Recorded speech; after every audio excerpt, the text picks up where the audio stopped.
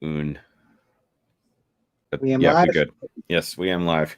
And it's going to be slightly awkward because I don't have my normal laptop riser, so I'm going to be looking. It's like so my laptop is like 4 inches lower than it normally is. All right, what's going on, guys? We am live and we am back. Obviously there were some issues last week. I'm not gonna go into that any more than we need to, but there were issues. They've been resolved. Yes. And now we're both tired. It's like, oh God, yes.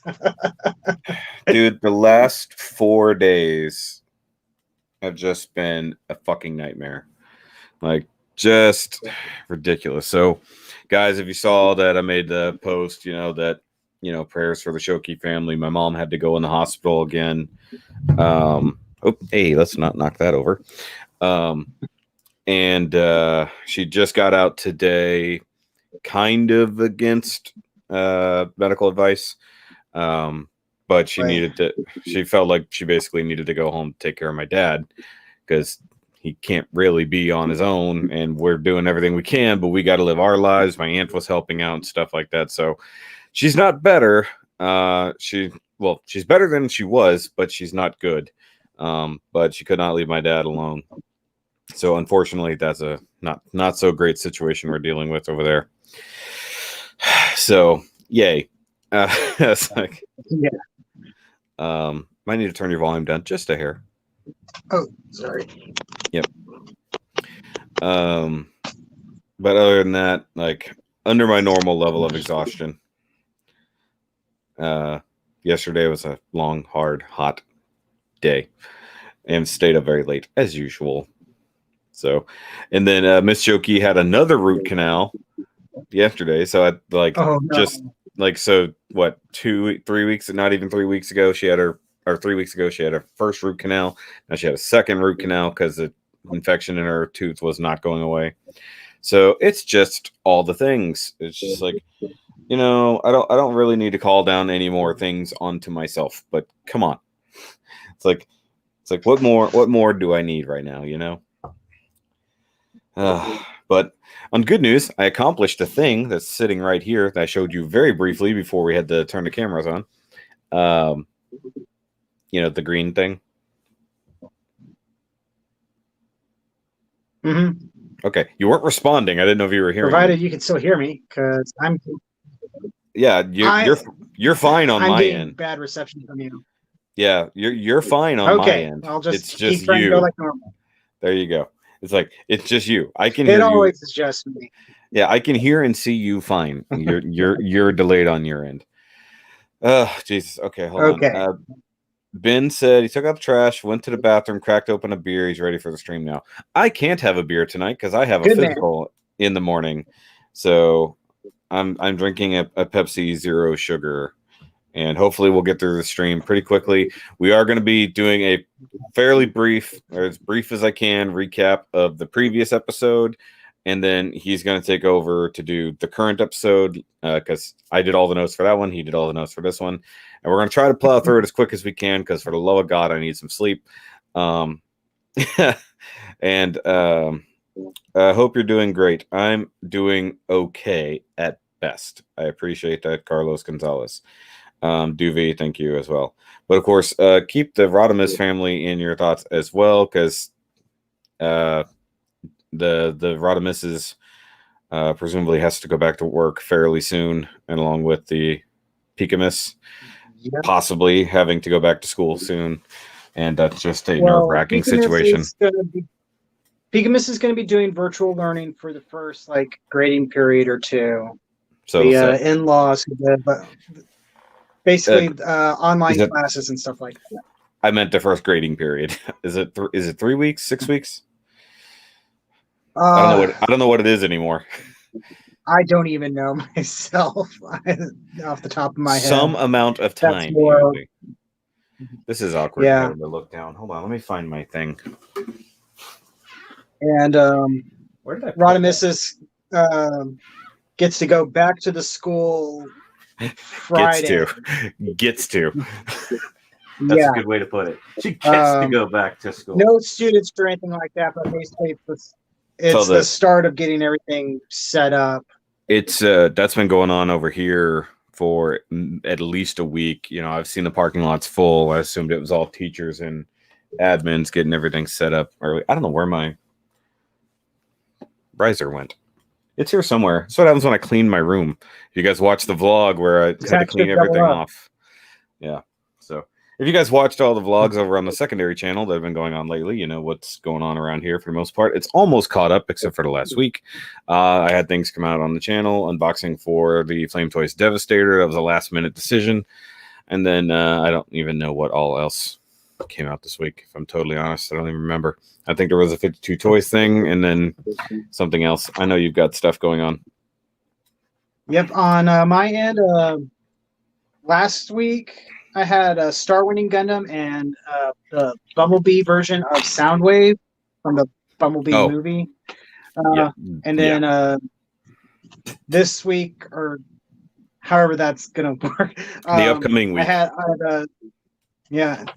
The week before this, I had the Gundam Zabanya and the Bumblebee cassette pack. I'm sure they saw that. They're all subscribed to you by now.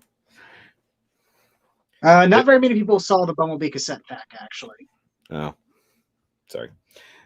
Makes me sad. Hope everyone's doing well physically and mentally. No, those are the things that are just completely worn out.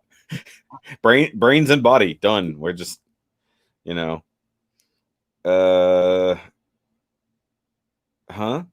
What? Do your wives allow you to review 2 episodes back to back? What does that even mean? I mean, the thing is, I'm gonna blow through it as fast as I can, Androius. Like I'm gonna hit all the major things. I'm not gonna do move for move breakdowns of the battles and stuff like that. So I'm gonna go as fast as I can. Stuff happened. The end. A lot of stuff happened. Things were bullshit. You know, stuff like that. I was really gonna give like a the point type quick review for that, dude. We're only I could have done that. Oh my god, I know what I'm gonna do now. I'm gonna do the point or Gundam Build Divers ReRISE the point for just the whole series. We already have 20 people watching. We're only 7 minutes in. Nice. Yes. Oh, and not to rub it in, but like I guess I'm been gaining more subscribers on the secondary channel. Like I've stopped saying, I don't like out of nowhere. Like I guess I'm posting a lot more over there, so that would automatically attract more attention. But like I was only a few ahead of you, and then I was like, okay, we don't have to keep pushing anymore. I'm ahead. And then like a couple days later, I looked down. I'm like, whoa, what happened? I was like, where did these people come from? Not that I'm complaining. I just thought it was weird. After literally like almost 2 years of zero growth on that channel, all of a sudden it's going up. Yeah, we're just doing the normal thing. The vlogs. I think those are popular. Yeah, well, between the vlogs and a lot of like the Taro videos are over there, so I'm trying to connect the Transformers stuff from one channel to the other, so that way I'm not just putting out 3 videos for a single thing. So Scorponok had the regular review, the Taro, and the vlog all in the same day. So hopefully everybody linked those 3 videos together so you could see all the stuff behind the scenes of how what it takes to review a giant ass Transformer, like having to completely clear off a table, which is no longer clear. It's incredibly cluttered now because I just finished this particular project right here. And I need to finish. I got to do that review. So I can't tell you what's coming up on my channel right now other than a 52 Toys review. Other than that, I have no clue. I've got quickies on the secondary channel, so action figures. Those will be coming out. I have to do the Ryo video. And then I have a whole bunch of figures over here. I have a Transformer over here for you that I forgot to show off the last time we talked.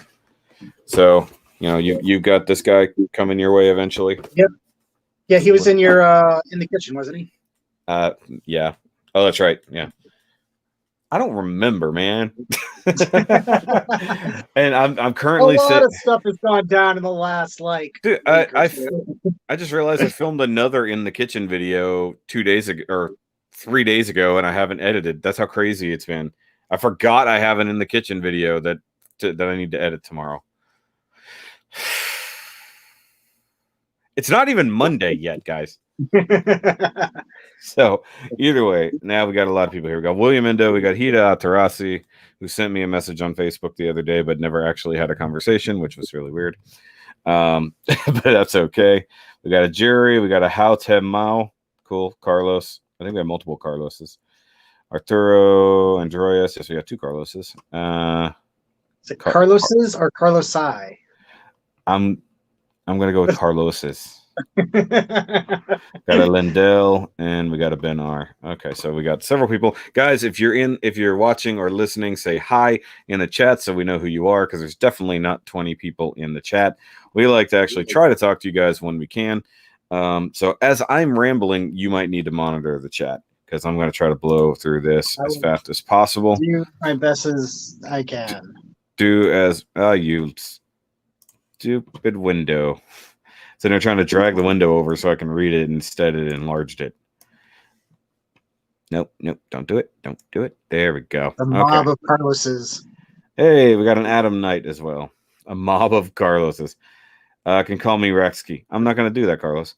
No. Jason. You got a Carlos G and we have a Carlos P. It's easy. Plasmarks is here. Good. We can get started now. Plasmarks is here. Also, I guess it helps if I have the screen share up. And somebody did say hi in the chat. Thank you for saying hi in the chat. I appreciate the literalness of that. Okay. I like literal dumb humor. It's fine. Okay, so we pick up. Yep. Okay, so episode 22, Celt Sam's Deadline. Fairly literal thingy. The line after which you would be dead. That's not very nice. It's true, but not nice. Okay, so one thing about this episode, which was really cool, it's almost every minute of it is viewable episode. There's like a tiny break at the intro, like a tiny little break, if at all. And then half, I think, or a little bit of actual credits, but for the most part, it's like actual 20 minutes of episode, which is nuts. And I feel like they didn't even have an opening titles, right? No, not what was running the whole time. So the opening titles were running across the opening scenes, and then they did the ReRISE screen on the actual screen. So it's like, we're not putting it in there. We had to cut an episode due to time. We're going to cram everything in here. That's just me saying that. I'm not saying that actually happened. But it was really awesome to see that they're like, look, we don't want to break this episode up. And usually really good episodes of anime do that. They'll even skip the intro entirely and put it at the end just to be like, yeah, this is it. Okay. Now we actually open up on the divers back in Eldora, and they're actually at a little village thing where Celt Sam previously was attacked and actually stopped before killing the little bear children. And they're actually telling the story of, well, we weren't actually scared. Like we knew it from before it had the big crazy arm and stuff like that. So it was like, what's wrong with him? Why is he attacking us now? You know, that kind of thing. And then that proceeds to actually give us the Celt Sam about to be attacked by a giant horde of one eyes, and that's where our ReRISE screen actually comes across. But it's like, can they just do more of this? Like, it's like just skip the intro. Like, nobody really wants intros anymore. Who needs opening credits? That scene was just so epic looking. Yeah, it's literally like, okay. And I paused it where I did to get the ReRISE logo, but that's when it was starting to blur to focus. Celt Sam is a quitter. How about no? Well, I mean, in some aspects, yes, he's a quitter. And then the divers actually are flying along because they know they're going to go in that way, and they notice that on the radar there's a huge amount of one eyes, and they go, hey, let's follow that. They're probably going, hey, look, danger, let's go to it. It's kind of what it comes down to. They're like, hey, let's go that way. One thing I didn't do is put my pictures in the notes, but that's okay. Okay, so we actually cut over back to Milug. Par is still working on the wing, and for some reason, he's sanding by hand instead of with a gunpla machine. He's literally got a little sander out, and he's talking to Kuadorn about how there's actually more damage just one attack. There's damage on top of damage here, and he's like, yes, I got attacked by Alice that one time when I went to go set him straight, which I thought was funny. So Alice had started attacking people when he came back, obviously under the misunderstanding. Kudorn actually went there to say, hey, man, these are the new people. They own the place. The old ones are gone. He's like, screw you. I'm going to shoot you with all the purple lasers.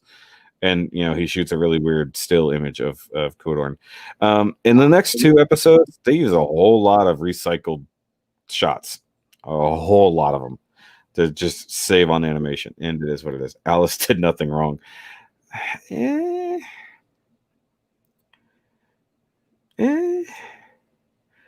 This was confusing people. What was confusing people? The fact that Seltsam was not killing people? Yes, that would be very confusing after they've been killing people for like 6 months. But then you actually get a nice little moment between Kudorn and Par as he... that's jumping way ahead.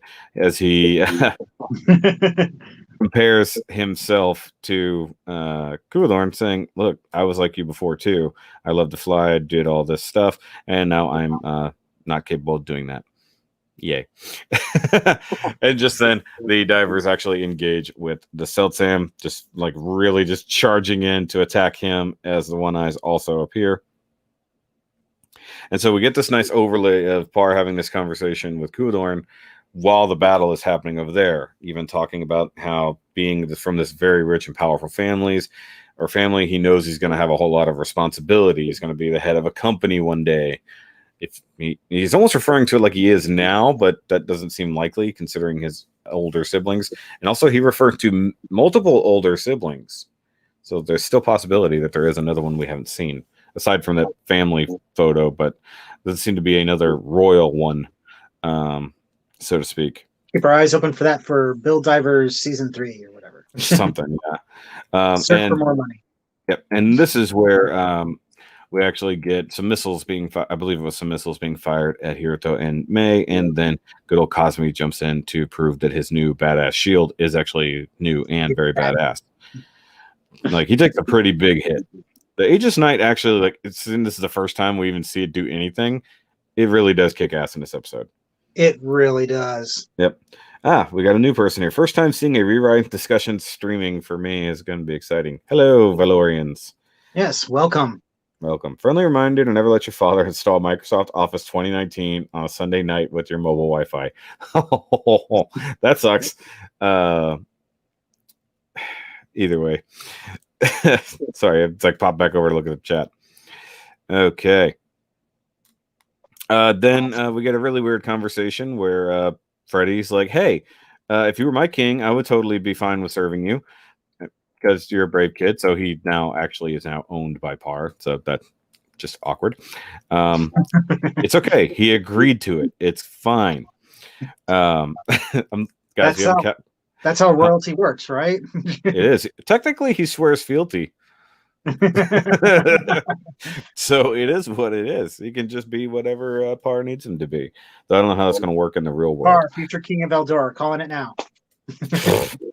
Yeah, I'm just going to escape to Eldor where I can have legs. It'll be fine. I shall rule over all of you. It'll be fine. Hiruto and Mei actually do a joint assault on the Seltsam, trying to disable it when they are stopped by Alice's new gang. Fake New and the dubious Arch Gundam. I love that name. The Archie Gundam. Dubious Arch. Just something about that. I absolutely love it. You just like the name Dubious. I'm annoyed by the fact that we don't have a kit for this yet. They threw the new at us like so quickly. We're like, oh, cool. And we don't get the significantly better one. Obviously, Alice has been busy creating new cores. And also annoyed by the fact that the new doesn't come with another core. Screw you, Bandai. Though I'm excited if they are going to do that. Also, I don't care about anyone who is saying, look, it was the Arch. Shoki was wrong. Shut up. I don't care.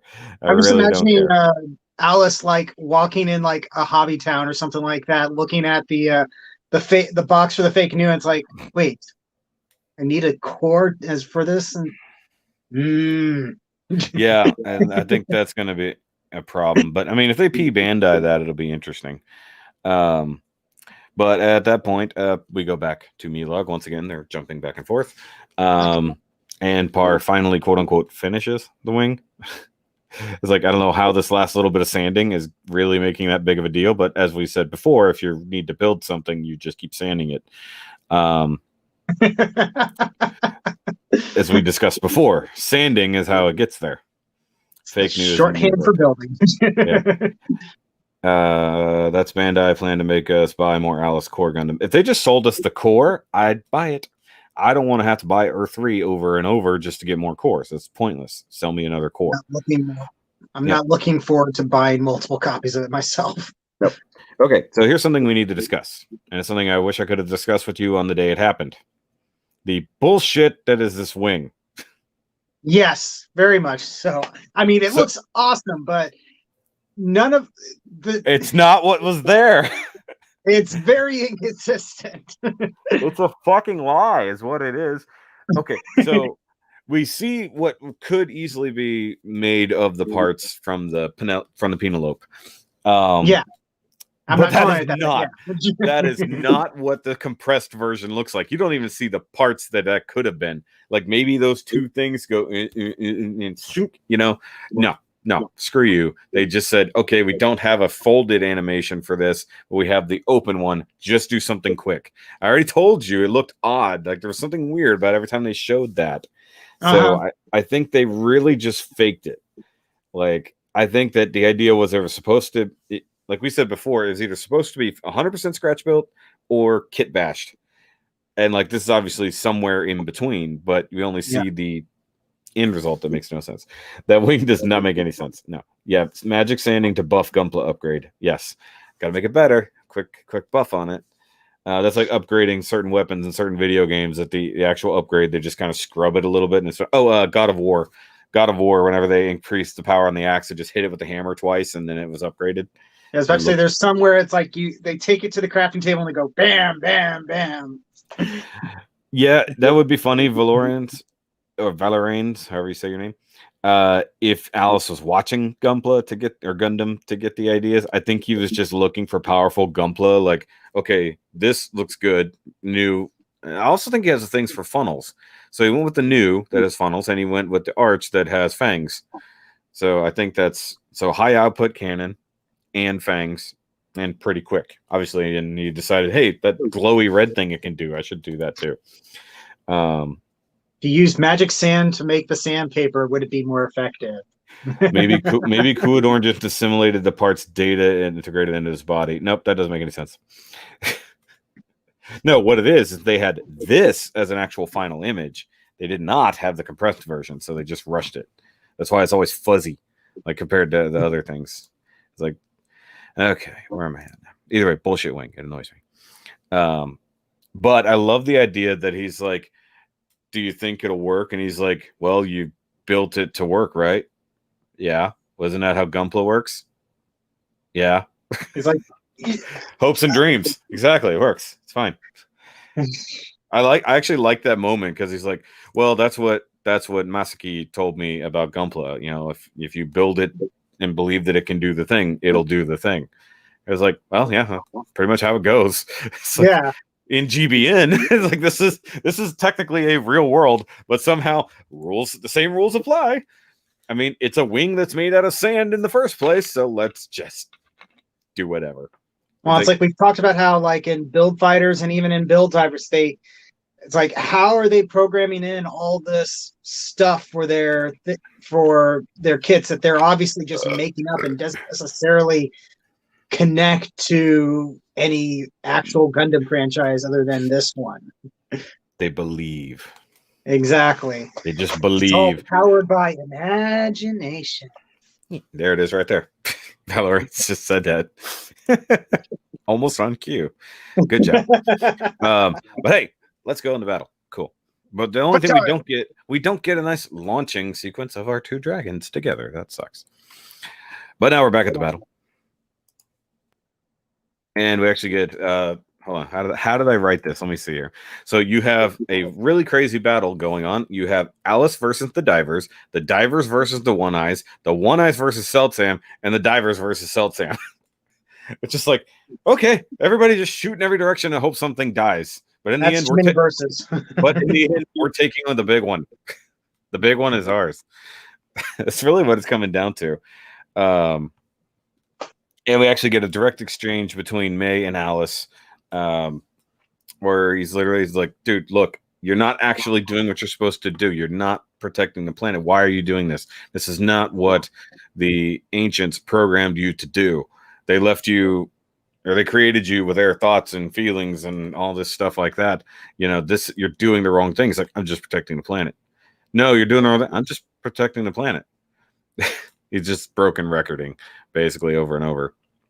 But basically, this is where what we'll see later is the sympathy she has for another AI that could be going wrong. But the idea is that she's feeling guilt over the idea that they're probably going to have to destroy him just to get by and save the world. But she could easily be in his place. So, you know, artificial life form, feel sympathy for artificial life form. There we go. And she basically said, look, why did you take Masaki Shido? And he said, well, essentially, I saw that it was powerful and it would help me do more of what I wanted to do. So I just took it. I'll do it to anything that lets me get what I need. At that point, I was really expecting him to like take down Kuadorn and then infect him. And I thought, like, great, now we have to fight off evil Kuadorn too.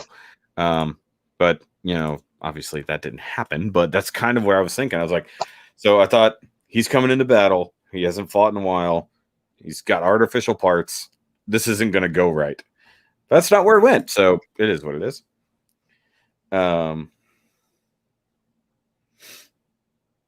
Alice is just a glitch.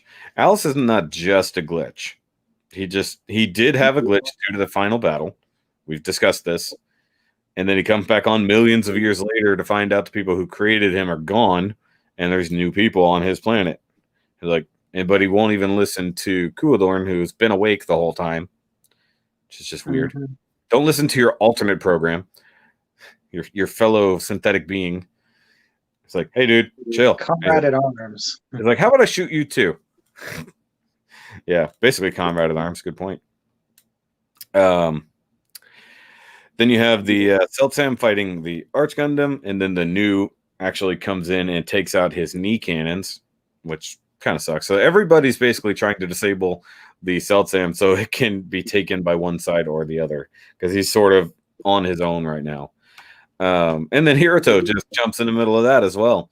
So it's just like, okay. It's like, if it weren't for the fact that everybody's got a different colored machine, this would be a really hard battle to determine what was going on. But the way I put it is like, it's literally all sides are clamoring for Shido's soul at this point. You know, you got the demons, you have the gods, and you have the humans. They're all trying to fight for this one person's soul right now, and it's kind of deep to some degree. Yeah, that's kind of a neat way of looking at it. Yeah. And this is where Hiruto does a limited exchange and summons in his new boy. Oops, that button doesn't do anything on this screen. There we go. There we go. So we finally get to see the Saturn Armor do something, at least partially. Now, this is a really weird color scheme, but I guess it's okay. I'm still having a hard time seeing the Venus with the Core 2, because it's still like the Venus on the G3 color. But he tried to use a big drill because he thinks he's Gurren Lagann, and instead he catches it in the big old hand. And while they have contact, they can talk to each other. And he's like, dude, you got to wake up. And he's like, got to get back to your sister. She's waiting for you. And he's like, just kill me. Just kill me for what I've done. I've done all this damage. I've done all these terrible things to these people. Just kill me. At this point, I don't know that he realizes this is a real thing.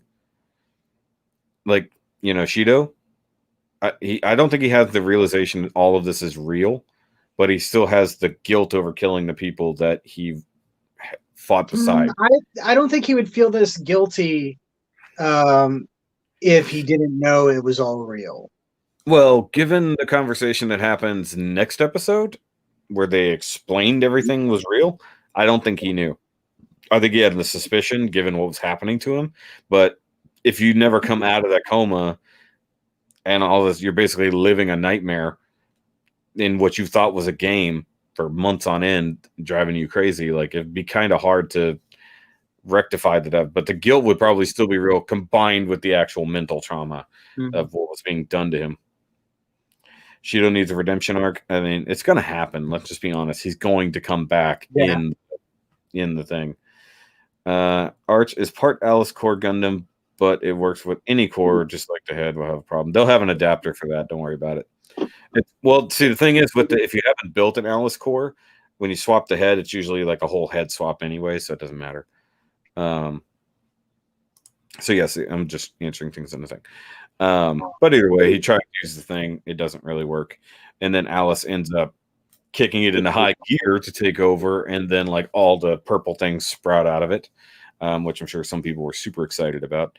And did you see the images of this thing? Like somebody either made one or they're supposed to be a kit. I've seen like the other, I think it was today. I saw at least one person did a thing where the tendrils wrapping around the main cannon and stuff. And yeah, I couldn't tell if that was a thing that Bandai made or someone did it. It's kind of hard to tell. I'm pretty sure it's a custom, because if it was an official Bandai thing, we would have seen more images of it all over the place. Yeah, in theory, yeah. But so basically, it kicks up a notch. Tendrils come out of it. It goes crazy, and then like that's where we see the image of him swinging the arm, and it looks nuts. In that one just swipe of his hand wipes out everything on the ground. All the one eyes get destroyed. He like makes a crater. Everything then volcano nearby starts going off. It's like, okay, so this thing has some ridiculous power, and we've only ever scratched the surface of what it can do with its guns. This is a single swipe of its arm that did this. So it's like crazy. So I know we covered previously that they said that the like crest or crown was like the thing that was mostly corrupting him, but the kids or somebody else pointed out the fact that the arm, once he swapped the arm out, is when he really got corrupted. And we see that coming up later, that seemed to be the actual control mechanism for the Gunpla. Yeah, the actual one eye part of it, the one eye controller or whatever we want to call that. And then he has a communication device that allows Alice to take over his own mind, which is part of the crown. But cool shit happens. Kudorn comes back and launches lightning, killing off all the aerial one eyes. So we have none of the ground and none of the air. So now it's just the divers, Sam, and Alice going at it, which is pretty awesome. I just like it. I mean, they reuse the same footage from before, but it is what it is. But he shows up, he's got his full power, and for the most part, he keeps staying in like the same like stance like this with swings out. They don't really have him move around a lot. It's kind of funny. And he said, leave Masaki to me, or I'll take care of Masaki. And he just literally jets off to go do it. It's like, okay, that's awesome. Like, can we get more of the cool fake dragon thing flying around? Because that's pretty badass. So he doesn't flap his wings. He clearly has some type of thrust or mystical ability to move forward. But given that he's like the protector of the skies and the ground, it makes sense that he'd be able to fly. Yep. So he goes after Shido. Oh, I totally forgot this picture was here. There we go. There's man, that is such a cool picture. Yeah, the corrupted thing with the lava. I didn't put all the pictures in the notes, so I forget which ones I have. And I have plenty. This was the image I was going at. So he goes right after the Sam, and he tries to do his big lightning attack at him, which gets met with a cool blast. And you see the tendrils and stuff like all down here, like gripping into the ground and stuff. Yeah. So he's like rooted himself. It's a little crazy. And you got to wonder if he's also possibly absorbing any energy from the planet, kind of like Kudorn does.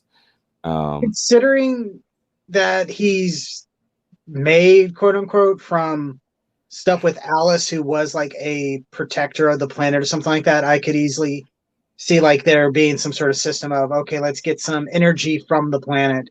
And, you know, he activated a volcano, so he could gain like some geothermal energy there or something. Yeah, well, that's for sure, because he literally just cracked the ground and set off volcanoes. So, I mean, it could just be rooted to hold him in place, you know, literally, you know, like a tree. Plant your roots. Okay. Let's see here. Got to scroll down a little bit more.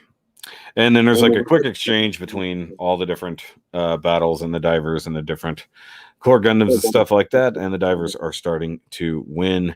And then, you know, some cool shit happens like that. So the Arch Gundam uses Trans Am, and yes, I did translate that. It does say Trans Am. The first time I said it, I was like, please tell me it's going to say Trans Am in Eldoran, and I was like, yes. When I saw that, I was like, what does that say? And then I saw like there was a dash and 2 letters at the end. I was like, oh, it totally says Trans Am. That is awesome. Yep. As long as you remember that the triangle with no bottom is A, it gets really easy to remember. Oh, that's right. Yeah. Yep. I like the symbol below it too. That's pretty neat. But it's so weird the way that the head of this thing looks, because it's similar to the Arch, but the Arch has a little bit elongated face. But this thing does have 2 eyes and then a little other eye sort of thing inside the visor. And I believe it does have the core Gundam like circular eye thing on the inside. I don't know. We'll have to see if it ever comes out as a real kit. So it uses Trans Am, and then it just starts kicking ass. You know, Parr has to kind of run away from it. Parr was actually the one who damaged it, which was crazy. Also, they brought Freddy, because you got to bring Freddy along to all the major battles. Their guardian princess or whatever. But they said, okay, look, he got Trans Am. We got Trans Am too. Because the first time, well, he used it before, didn't he? I don't think because he says specifically he's never really tried this before. He did like a Gian particle burst thing. Okay, so he just used the giant particle release with the cannons before, but he didn't use Trans Am before. So. No. Okay. Because he specifically says that this was his first time trying this out. Yeah. So, and it's not really Trans Am. Oh, it didn't have. Oh, dang it! It didn't save that picture. It was Gundraz. Or hold on, what did I typed it out? Gundranzam. Whatever. So he has like this cool whole elaborate thing that pops up and stuff like that. It's all very go away, bug, or ornate and very Morgiana like. So obviously I saved over the picture by accident. Sometimes I'm going too fast and I save over the picture that before I save it. It happens. Either way, you guys know what it looks like. But the problem is, he doesn't know how to use it worth of shit. And of course, Trans Am is at least 3 times as fast, or at least triples the output. So he can't control it, even though it's like pretty powerful. I think he gets 1 or 2 hits in, but then he's just crashing into stuff, basically smashing into the ground, throwing him and Freddy around. Either way, get good, Parr. I mean, you got 2 weeks to get your upgrade. It bugs me a little bit that they were setting him up for a hero moment and he was totally denied, and it wasn't even really like played it for laughs necessarily. It's just he just did really, really bad, even though they were setting it up for him to like at least kick a little bit of butt. Yeah, Parr gets no respect. No. I don't know. The things are happening in the thing here. Valkylander has a single GN drive. Yes, because it's based off of the Estrella, which didn't have Trans Am, so this is obviously a modification. Freddy is their Scooby-Doo. Got to have a dog in the group. That's messed up. Freddy is their goddess of victory. I was about to say it. Yeah, sure. The goddess of victory. Dang it. I'm trying to kill this bug. It's just like right here on my computer. But either way, yeah, that thing is okay. So Kudorn uses a huge lightning attack to disable the Celtsam. It literally just goes whomp. It's like, okay, that's enough. You know. I go to sleep now. I think I got it. Did I get it? I think I got it. Yay. Except I messed my screen up when I did that. But basically, he knocks him over. But in real world time, Shido's actually dying. Like his heart stops. Like, so amongst all these things, we're getting cutaways to the real world in his bed where his heart rate's going nuts. The doctor's trying to treat him. Now he's essentially dying. And he's telling Kudorn, look, just kill me. He's like, all the things I've done, just kill me. He's like, I don't want to. You're my friend. Shut up. And then Kudorn, you know, as you can see here on the screen, charges this big, ridiculous magic circle. Because that's really what it is. Right. Magic circle. And lets out this ridiculous beam attack. I was just like, hey, that would have been useful You know, why don't you just do that in Alice's face? Like, maybe there's something that keeps him from attacking inside the building. I don't know, but either way. And then May, whoop, into the way with the Wodan pod, using what I assume is some type of eye field or something to just disperse the thing, and then Wodan pod goes away. She's now stuck in doll mode. Why did you do that? Don't do that. Let's see. How do I type this out? Okay. One detail I loved about this, so the music starts to build and then it cuts away as the charging finishes. And it's a really interesting noise, to say the least, when it fires. And then as I put it, blah, blah, blah, what are you doing? He wanted me to kill him. Get out of the way. You can't kill him. Blah, blah, blah. Let us save him. Okay.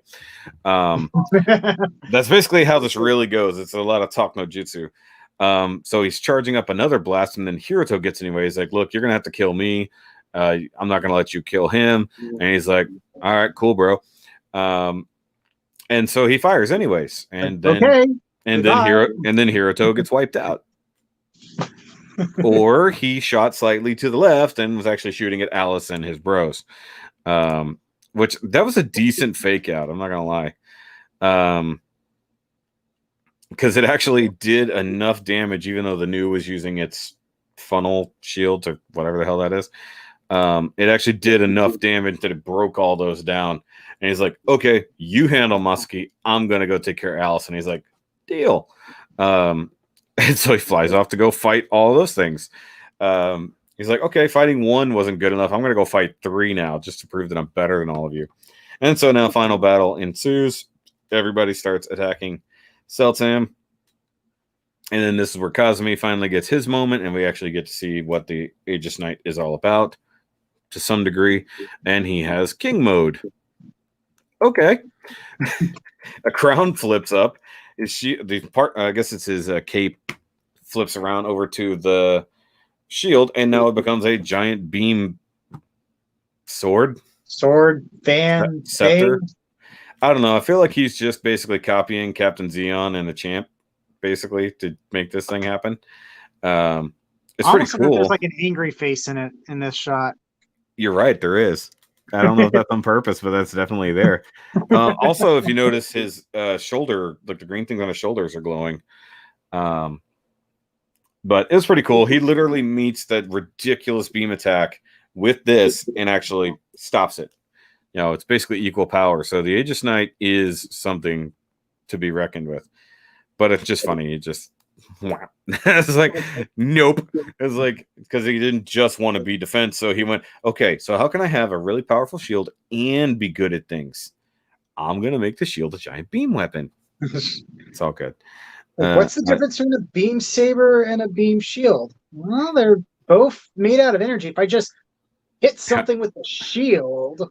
Basically. Yeah, I was like, I want to know how big it really was. We never really get to see because he doesn't even do it. But, you know, it was a pretty close thing. I mean, it was like right in front of him when he finally blocked that shot. But so we already knew that shot was ridiculous to begin with. And now it's a super powered version of that same shot. And in fact, I believe that was his gun that was rebuilt by the tentacles. Like it actually went and like souped it up. So now they're pulling the bullshit of the tentacles can be whatever they want it to be. So now we're seeing Alice sort of have his own sand, so to speak, to just create what he needs to, which is interesting in and of its own right.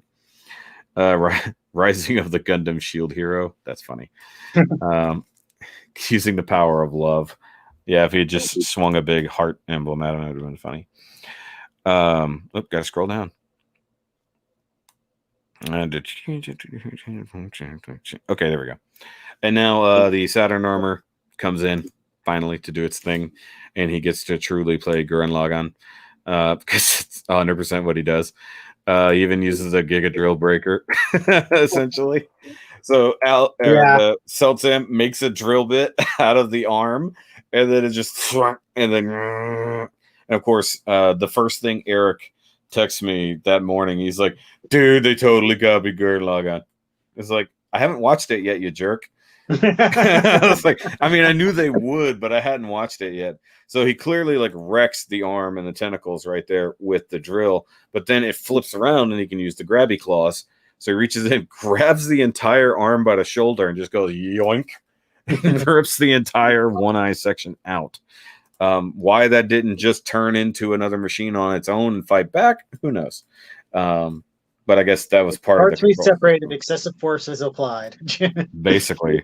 And at this point, it's just like, okay, that's fine. And I don't know if you were paying enough attention. So when it corrupted, like did that big corruption, it actually, like, all the tentacles come out on the right side, and then the eye actually moves onto the shoulder. I don't know if you saw that. I think maybe I saw that. It's been a bit. It actually goes like opens, and you actually see the big old one eye. That sounds like something out of like Soul Calibur or something. Very much. It was very much like that. Like the what is it called? It's the Nightmare? evil one. What is the actual Soul Edge? Yeah. And then Alice goes, fuck,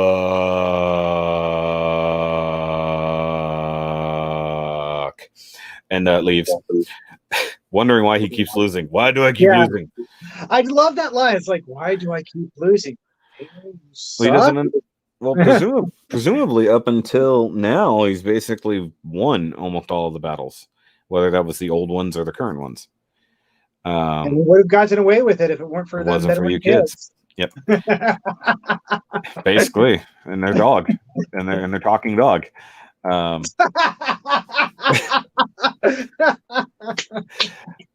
I love this moment where the Celsam, the crown, and the faceplate break off, and then it actually somewhat looks normal for a second. Yeah.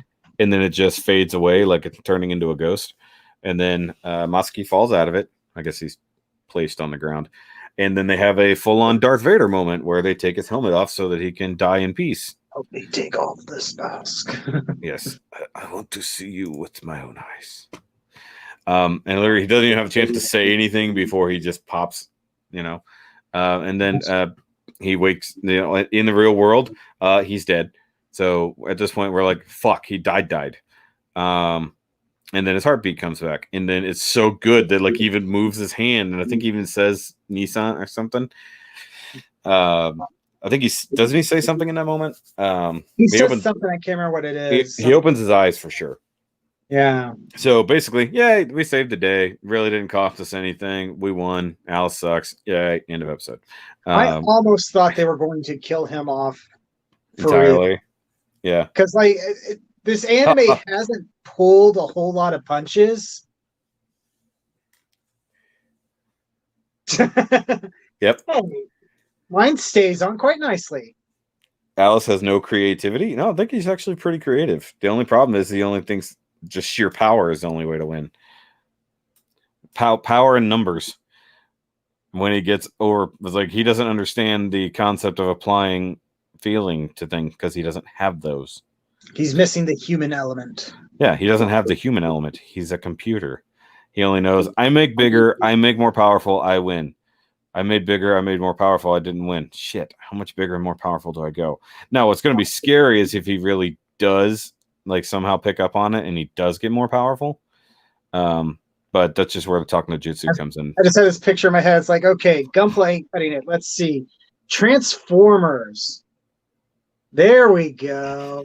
And we have Unicron appear in the next. No, Voltron. It goes Voltron instead. Five more. He abducts 5 pilots this time. Well, I think the reason... he already knew that the tertium was powerful. Yeah. I don't know that he realized it had a real pilot until he took it over, in theory. He might not have had that concept that it wasn't just a machine, that there was a person involved. But the reason Celsam was so powerful was the creativity and the feelings and all that inside Shido. It's like Alice can Alice can modify and copy and technically improve, but without the heart of the cards, so to speak, without the heart of the plot, it doesn't really get you anywhere, and that would be the problem. And at the very end, we actually get Maggie cameo, so to speak, as he looks at a video or something from Kazumi and decides to share it. It's like, well, let's get everybody involved. It's like, you know what? Fuck this. Now, the funny thing is, this seems out of place as a rollover to me, because it seems like something that would have happened at a different point in time, not at the end of this episode. Because to me, the way you made it sound is like, okay, let's get the band back together and settle this, is what it sounded like. But that's not what they go with later at all. So you think this is what might have originally been a setup for what we see happen in the next episode? Yeah. Well, it's what it is, but I think the script was different. I think ultimately, this is where something might have changed from the storylines. I think that they were trying to bring in the original Divers, the champ, because we even see the game master reply, stuff like that. And I think that it was supposed to be, okay, we got to get everybody to join in with the Build Divers to help settle this, not where we end up going at the end of the next episode with it. So the heart of the play. Alice, yes, Alice did not polish thy Gundam. He didn't sand it. Alice has no sanding ability, is what it is. Maggie is the best. He brought everyone in both series together. Not gonna lie, I actually like digital Maggie a little bit better. Not as thick in real life. I actually think it's the hair. Honestly, I think it's the big 2 strands of hair that bother me with the design. Where the digital Maggie doesn't have that, and I think that's what bothers me. Fair enough. Something like that. Or just the style is funny. Maggie is the glue that holds the Divers together. Well, they definitely needed some type of glue to hold the 2 series together. It's like, okay, how do we tie them together and make any kind of sense? How about the person who's the go-between in the first episode? That sounds like a good idea. Let's do that. Okay, well, how do we get him involved? We'll have our AI character live with them. What? What AI character? Let's make him a mom. Mama. Still so weird. Call me Mama. Okay. Wait, does Maggie live at the bar too? What's that? Does Maggie live at the bar? May does. In Japan, it's not unusual for like business owners to live over or near their own place. So yeah, no, I mean that makes sense to me. It's just never been addressed. Especially since I think the bar is shown to be like in the city, so it's probably like in a multi-story building. So he probably has like a little apartment upstairs. Yeah, probably. I assume it would be actually fairly lavish, like small but impressive. Yeah. Sorry, my mind went somewhere else for a second. Can't take you anywhere. That's why I don't go anywhere. Not allowed. Okay, next episode. Let's go into the very long preview. Being that the next episode. Episode 23, Moment of Choice. And by the way, guys, I got the screenshots for this independent of his notes, so I'm just hoping they line up. So we open on Cybertron, where we see Bumblebee and Wheeljack. Oh, wait, no, that's Transformer Siege, which you guys should watch too. We open on the school, and we hear Hinata talking to Hiruto. He says that they're going to visit Cheeto in the hospital, along with the others. I thought you said going to visit a Cheeto in the hospital.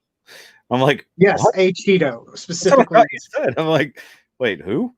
a Cheeto. That's a new character. Cheeto. Sid.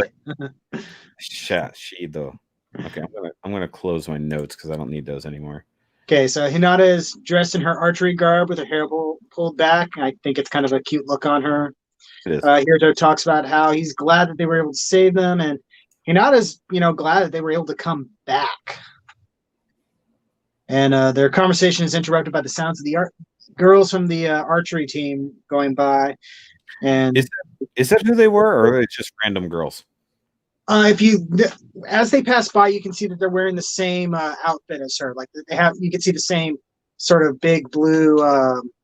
I don't think there's a specific name for it, but the pants, basically. Okay, I couldn't tell if they were just school uniforms. That was my assumption, at least. That's what it looked like to me. And their school uniform doesn't match up to that. So Hiruto's about to head off when Hinata asks if he's still going back to Eldora. and if his parents even know that he's doing this. And he says he hasn't told them because he doesn't want them to worry. Okay. Besides, kind of like, would they believe? I think they would, especially his dad. Hold on, I have to put something on the screen for you real quick. Okay. How a miracle. It's a ReRISE miracle. Okay. He doesn't hate Hinata now. For these 2 episodes. Because she did something. The Hinata hater. I'll take my victory where I can. Not Victory Gundam, just. No, Victory Gundam's the other Gundam series I'm watching right now. When is the girl gonna build her own Gunpla? Imagine a feminine Gunpla with a bow as a weapon. Isn't that Kabuki girl just regular? I mean, she gets a. I'd love to see her get something like based off the GN Archer. Yeah, duh. It was like, what else would they go with? I keep on, especially because they talk a lot about the archery ceremony and hitting a bullseye, and I'm like, is she gonna like show up and deliver the final blow or something like that in the last? That'd be so stupid. Hakama. I guess that's the pants. Okay, thank you. I knew it had a specific name, but I'm not up on all that. Anyway, Hiruto is about to head off when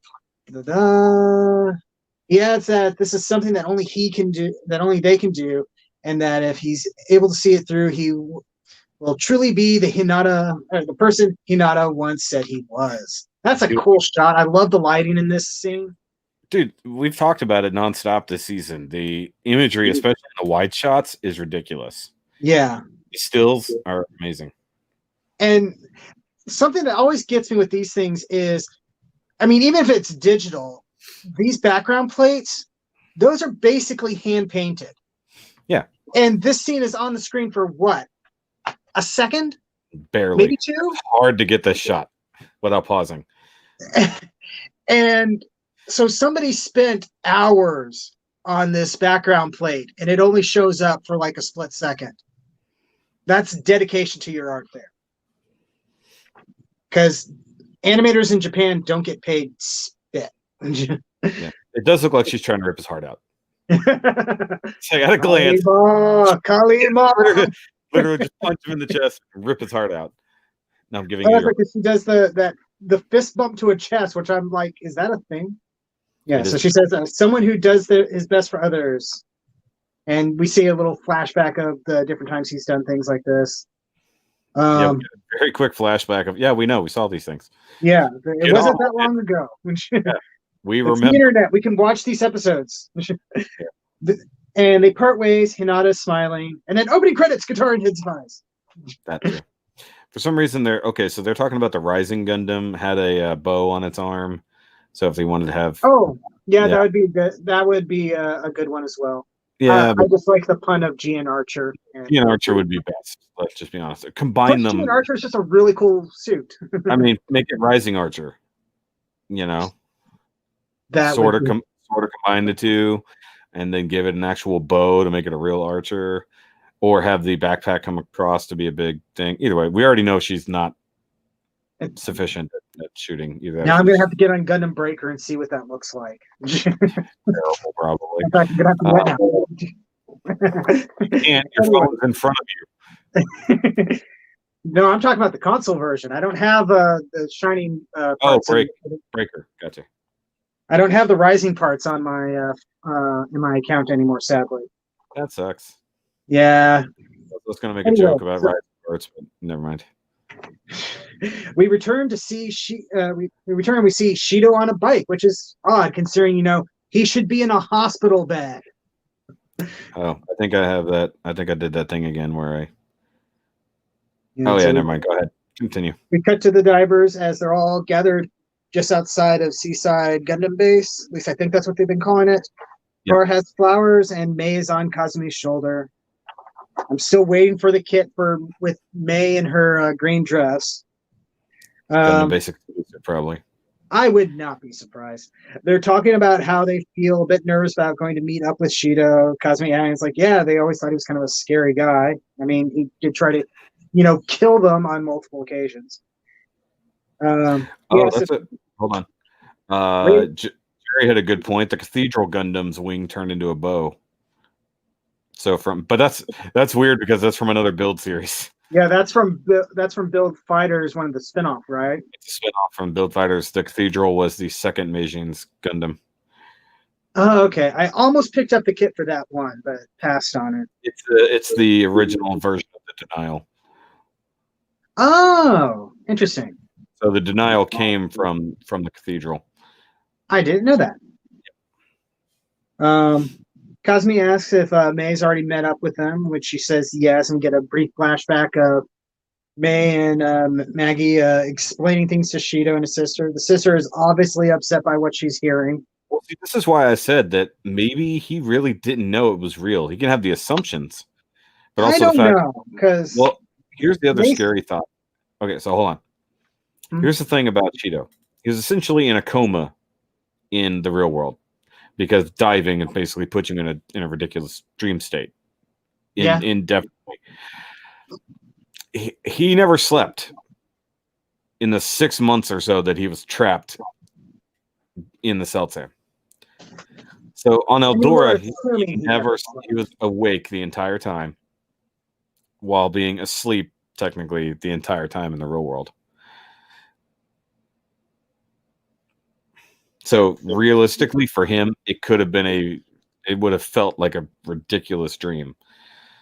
But we're making the assumption that after his original interactions with Kuadorn, Muron, and the Resistance, that he never thought of them as being real beforehand. Because we see that he spent time with them before he became evil and piloted the Celtsan. Well, I'm not saying that he didn't build friendships with them or a relationship with them, but to him, he may not have ever known it wasn't just a mission. Because you wander into a thing that looks like a secret mission, and then it starts getting spread around a rumor as being a mission that you could happen upon that's got dragons and stuff. So, like I said before, he came back and clearly told people about it, or else there wouldn't have been rumors to even start this series in the first place. Anyway, so May adds that while they spoke, Shido didn't say anything himself, choosing to remain silent. Yeah, and she wasn't sure if that was because he's just quiet or because he wasn't well enough to talk, or if he was basically suffering from PTSD.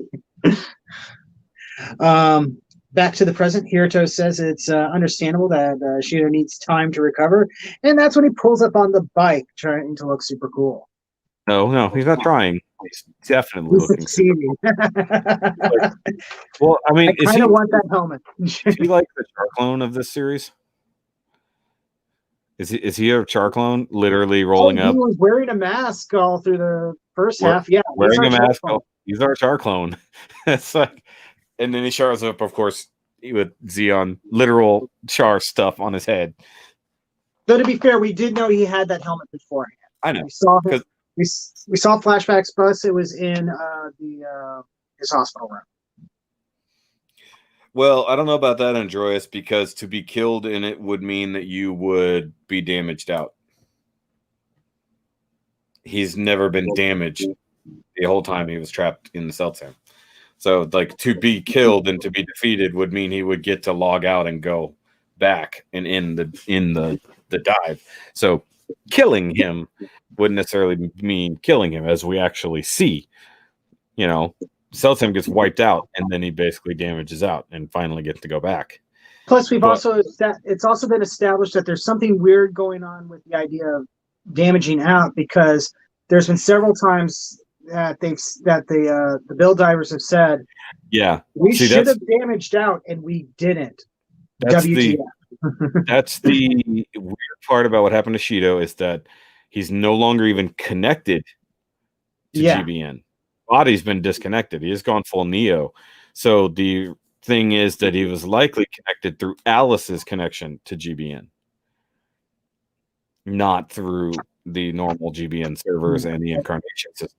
So he died and then also died, even though It was weird. I don't know.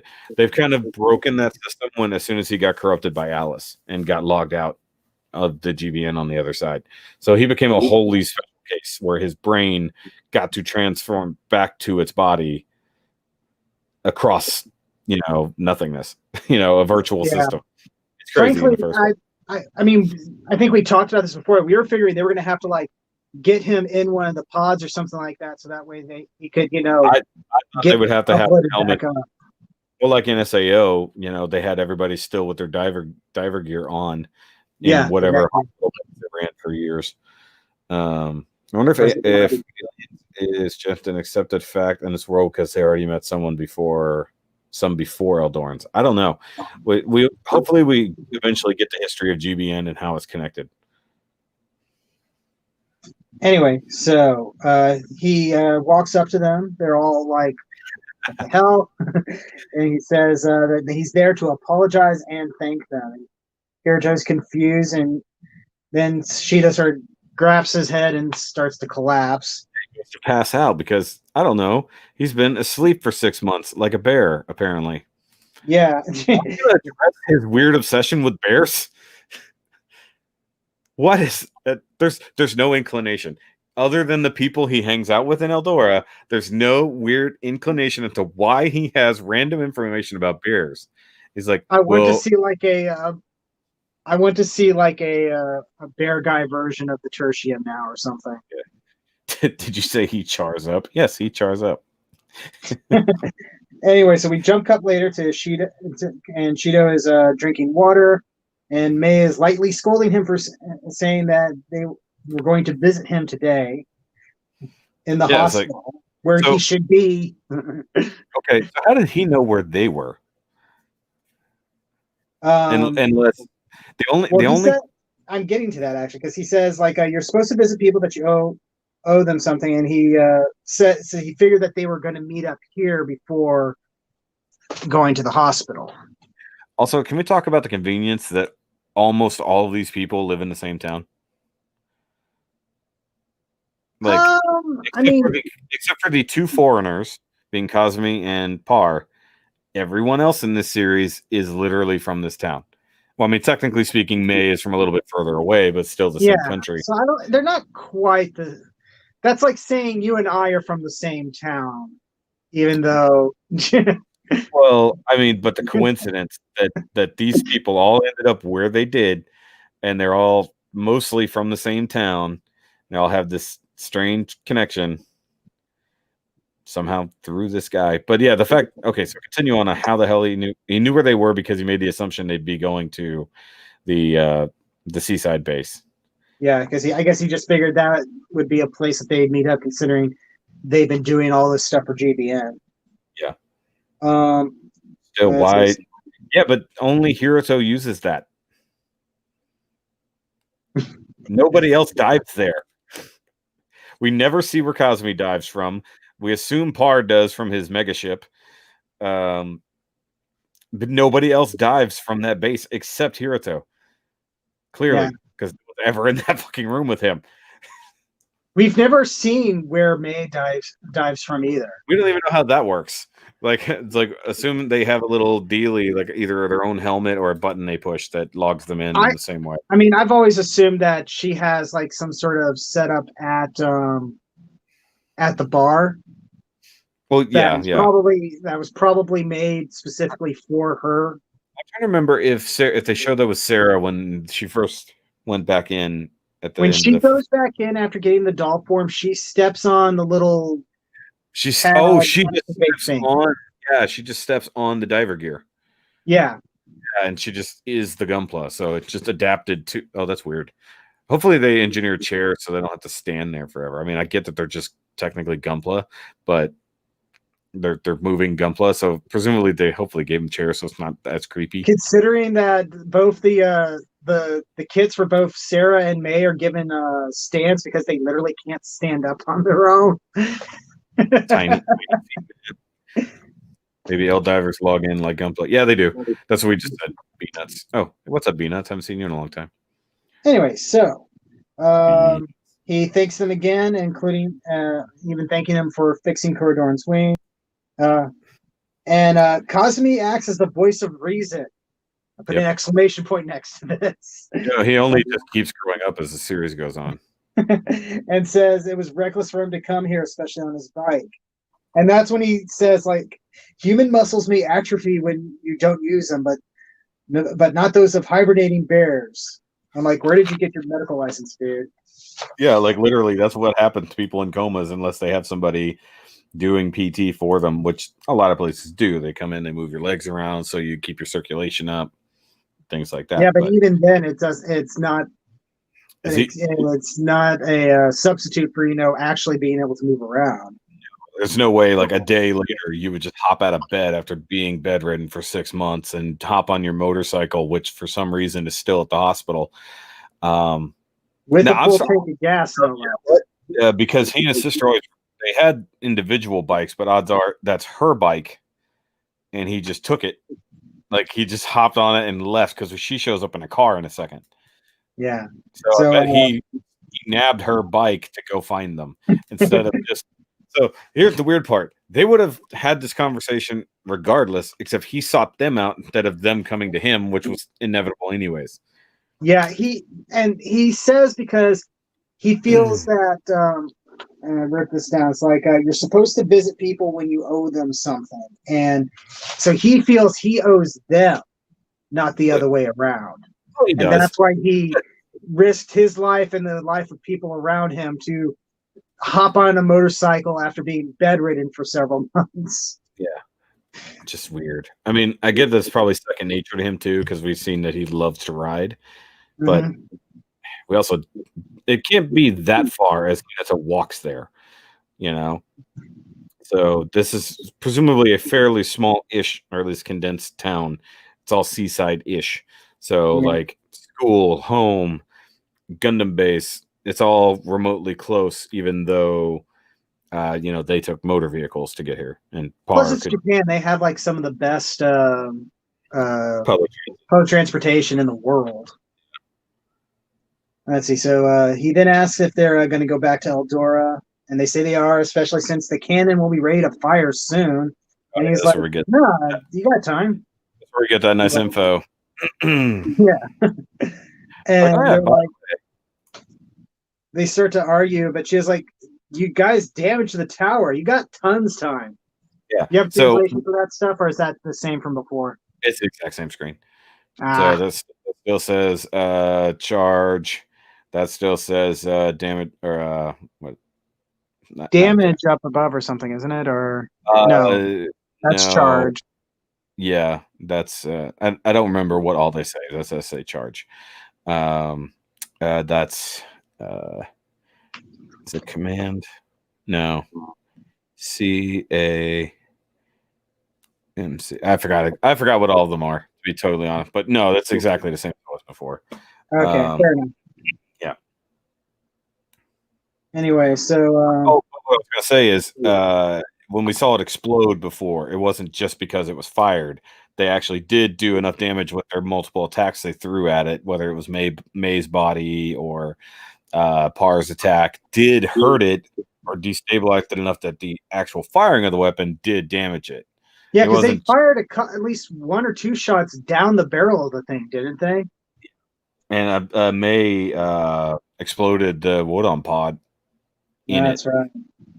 So while it wasn't singularly enough to destroy it, it broke it enough that it blew itself up. So it wasn't just a glass cannon. They actually did hurt it, which is cool. So they're all surprised and happy. This means they have more time to prepare and upgrade. Then he says, when they're defeated, wild bears will challenge the same opponent over and over, never giving up. That's the kind of strength you have. And I'm like, what is it with you and bears? I forgot. That's calculating is what that one word is. Just took me a minute. Okay. You know how long it's been since I had to read Eldoran? They haven't put stuff up for you to translate, except for Trans Am, and that was kind of a gimme. That was easy to recognize. That was. Yeah, it said he still feels guilt for everything he did on Eldora, and even though he thinks he can't be forgiven, he still wants to get interrupted by his sister, who is there and about to kill him. He just nearly died. Now, I forget. Yeah. Who's older out of the two of them? At the turn, I think she's older. Like I by a always little. assumed she was older. Yeah, it's hard to tell, but like now that I think about it, I don't have any evidence for that other than no. I don't assume. I have to go back to when they first talk about them, when they first introduced the two characters. When she's talking about their history, you know, when they go visit him in the hospital. Mm-hmm. I think they're almost the same age because they clearly have grown up together. They share the same hobbies, but except for Gunpla. But they're both senior to divers. Like yeah, he's divers.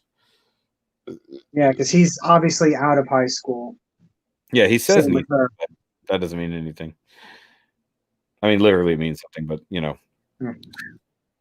Anyway, so she runs up from a car and grabs him by the shoulder, starts yelling at him, telling him that he's not even supposed to be. He's not even in condition to walk in. Poor Cosme's just standing there, not knowing how to respond. It's like, should I be here? Okay, but the whole time, May is sitting on his shoulder, also witnessing this. Yeah. Also, it's funny how those two have bonded more than the others. He helped her before. You know, he's the one who saved her from getting splashed by the taxi or going by. Stuff like that. So, like, I mean, but I don't think he's the only one whose shoulder she's ridden on. I think she rode on Par's shoulder, too. She's ridden on Par's shoulders. I don't think... she's been on Hiruto's shoulder. I don't think Hiruto had touched her in the real world because he has a crush on her. She hasn't changed her outfit. I don't know what that says for that ship. Well, nope, never mind. Leaving it. So Shido tries to use the bear logic on her again. She doesn't have any of it. She then turns to the others, bowing deeply and apologizes and thanking them for all that they've done. And we basically kind of get a repeat of the conversations, basically.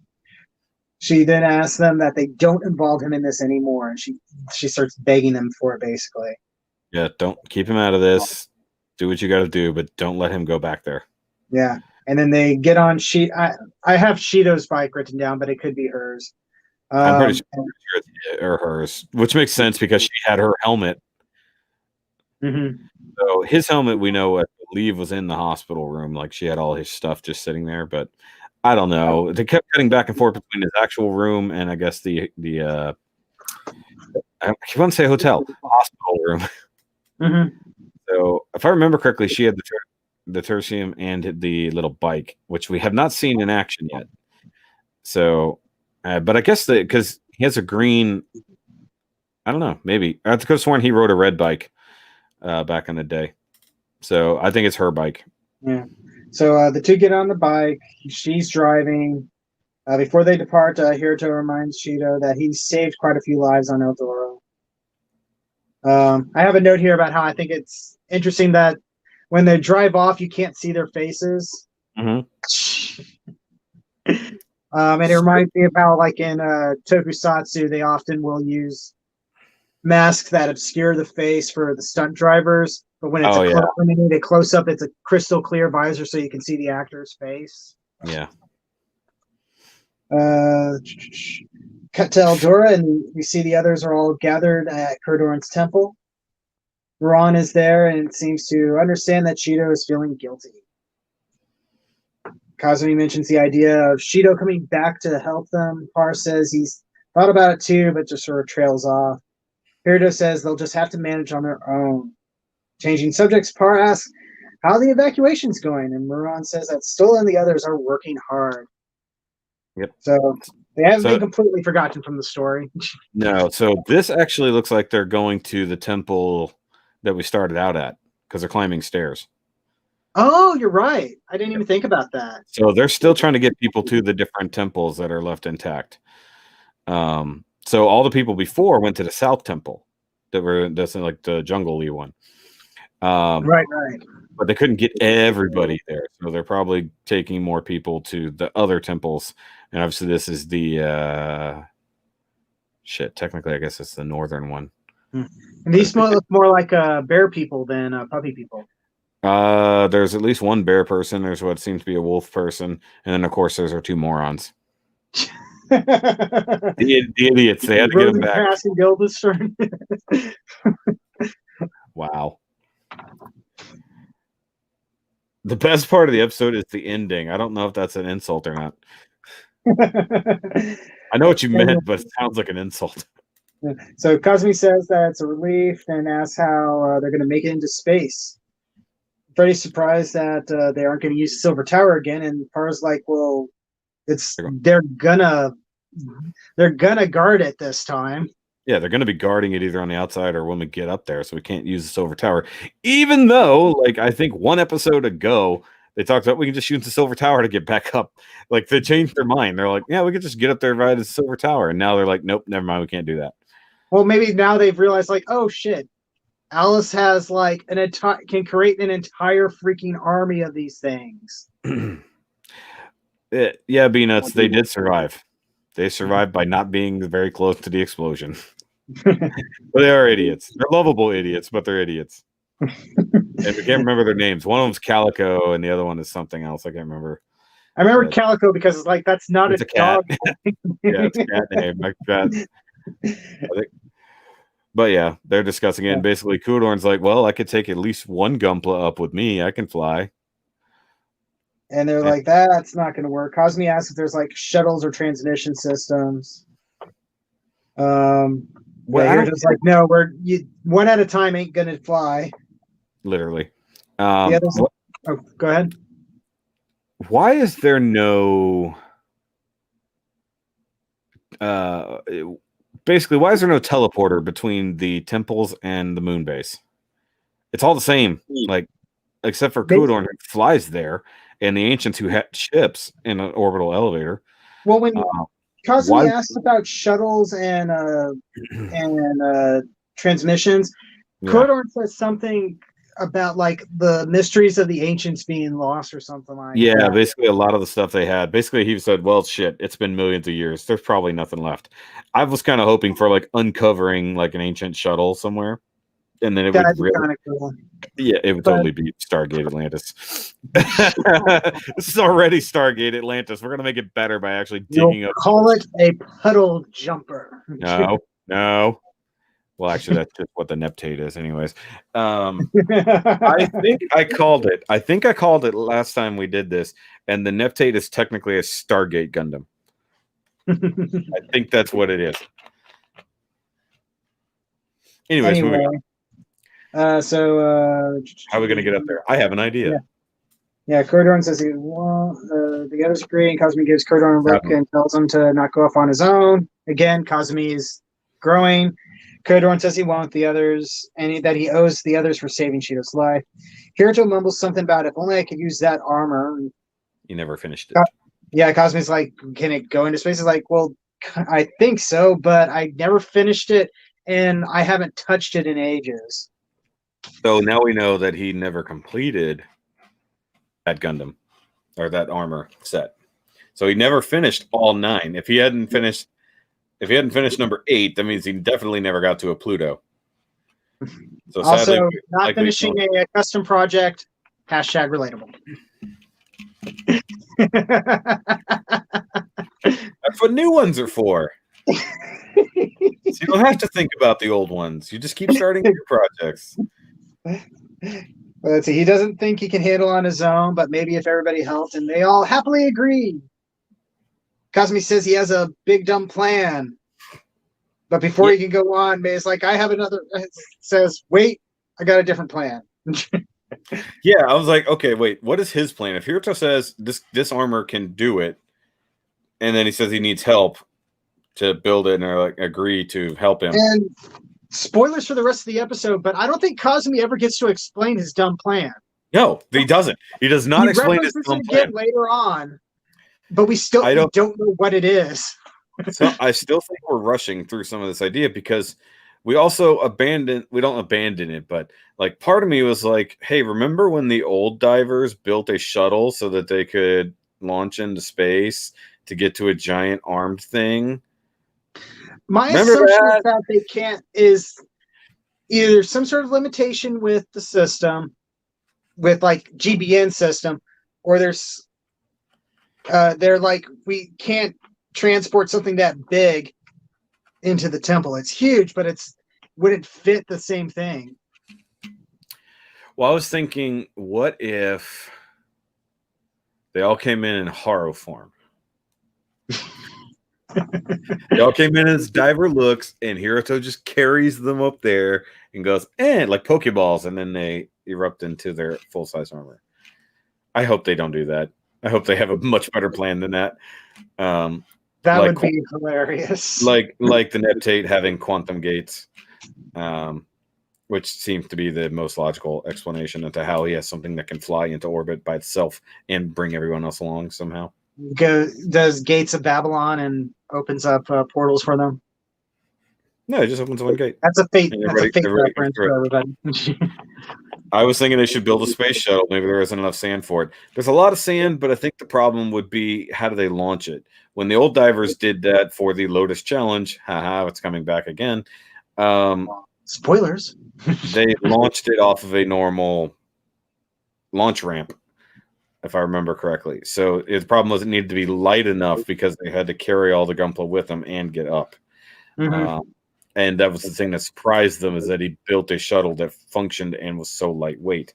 I think that's the other part of it, was that basically it was implied that the shuttle that they used was handmade. It was completely handmade, but it was handmade by Koichi. And so they're all skilled builders, but even though they realize they have extra time, they don't have that much time. I know what they should have done. Just build rockets to lift Milog into the atmosphere. It's already a floating island. Take everybody with you. Get a whole bunch of that ridiculous rocket form for the F-90 master grade. No, see, what you do is you take the large temple object that allows the people to come in and out, and you have it leave the planet because it's too dangerous. And you need to get it into space to where it can do. It's still. That's what I'm saying. They get a bunch of the rockets for the. I know. I'm making more Stargate Atlantis references, because Milog is very much Atlantis, like the actual city of Atlantis. It's even got the big hole in the top of it where the puddle jumpers come out. Ha! The fucking Gunpla come out the top where the puddle jumpers come out. It is Atlantis. These guys really loved Stargate Atlantis. That's what they blame them. It was a good series. I swear to God, it's going to turn into Stargate Universe and get real weird in the third season. Gets super depressing and then canceled before it starts to get really good. Don't get me started. No, it started getting really good and then they canceled it. Yeah, that's what I meant. Yeah. I like your idea, Jerry. What did Jerry say that I missed? They should use a large-scale Star Destroyer from Bandai. Yeah, but then they would have to be able to fit in it. And it's a totally different scale. Original Dervish is a mass driver. Mass driver, that's the word you're looking for, not diver. Eldora doesn't have any. Correct, Peanuts. Well, I wonder if they could make one. I mean, we can clearly have an imaginary scaffolding appear and then disappear and not used and forgotten about. Yeah, we just don't use it anymore. We climb the Gunpla because it makes more sense. Hold on. Here's my solution. Resolve the problems. Get Ptolemy 2 and 4 Celestial Being Gundams can go into space on their own. No, they can't. All the Gundams had to launch either in the ship or take the orbital elevator to get into space. I think 00 was the only one who could technically enter orbit on its own. I think even Kyrios and Arios couldn't. Just saying. Tom speaks the truth, actually. Els Quanta has its own version of the Gates of Babylon. I can summon countless Els spears. Yeah, it's called a quantum gate. I mentioned that a long time ago.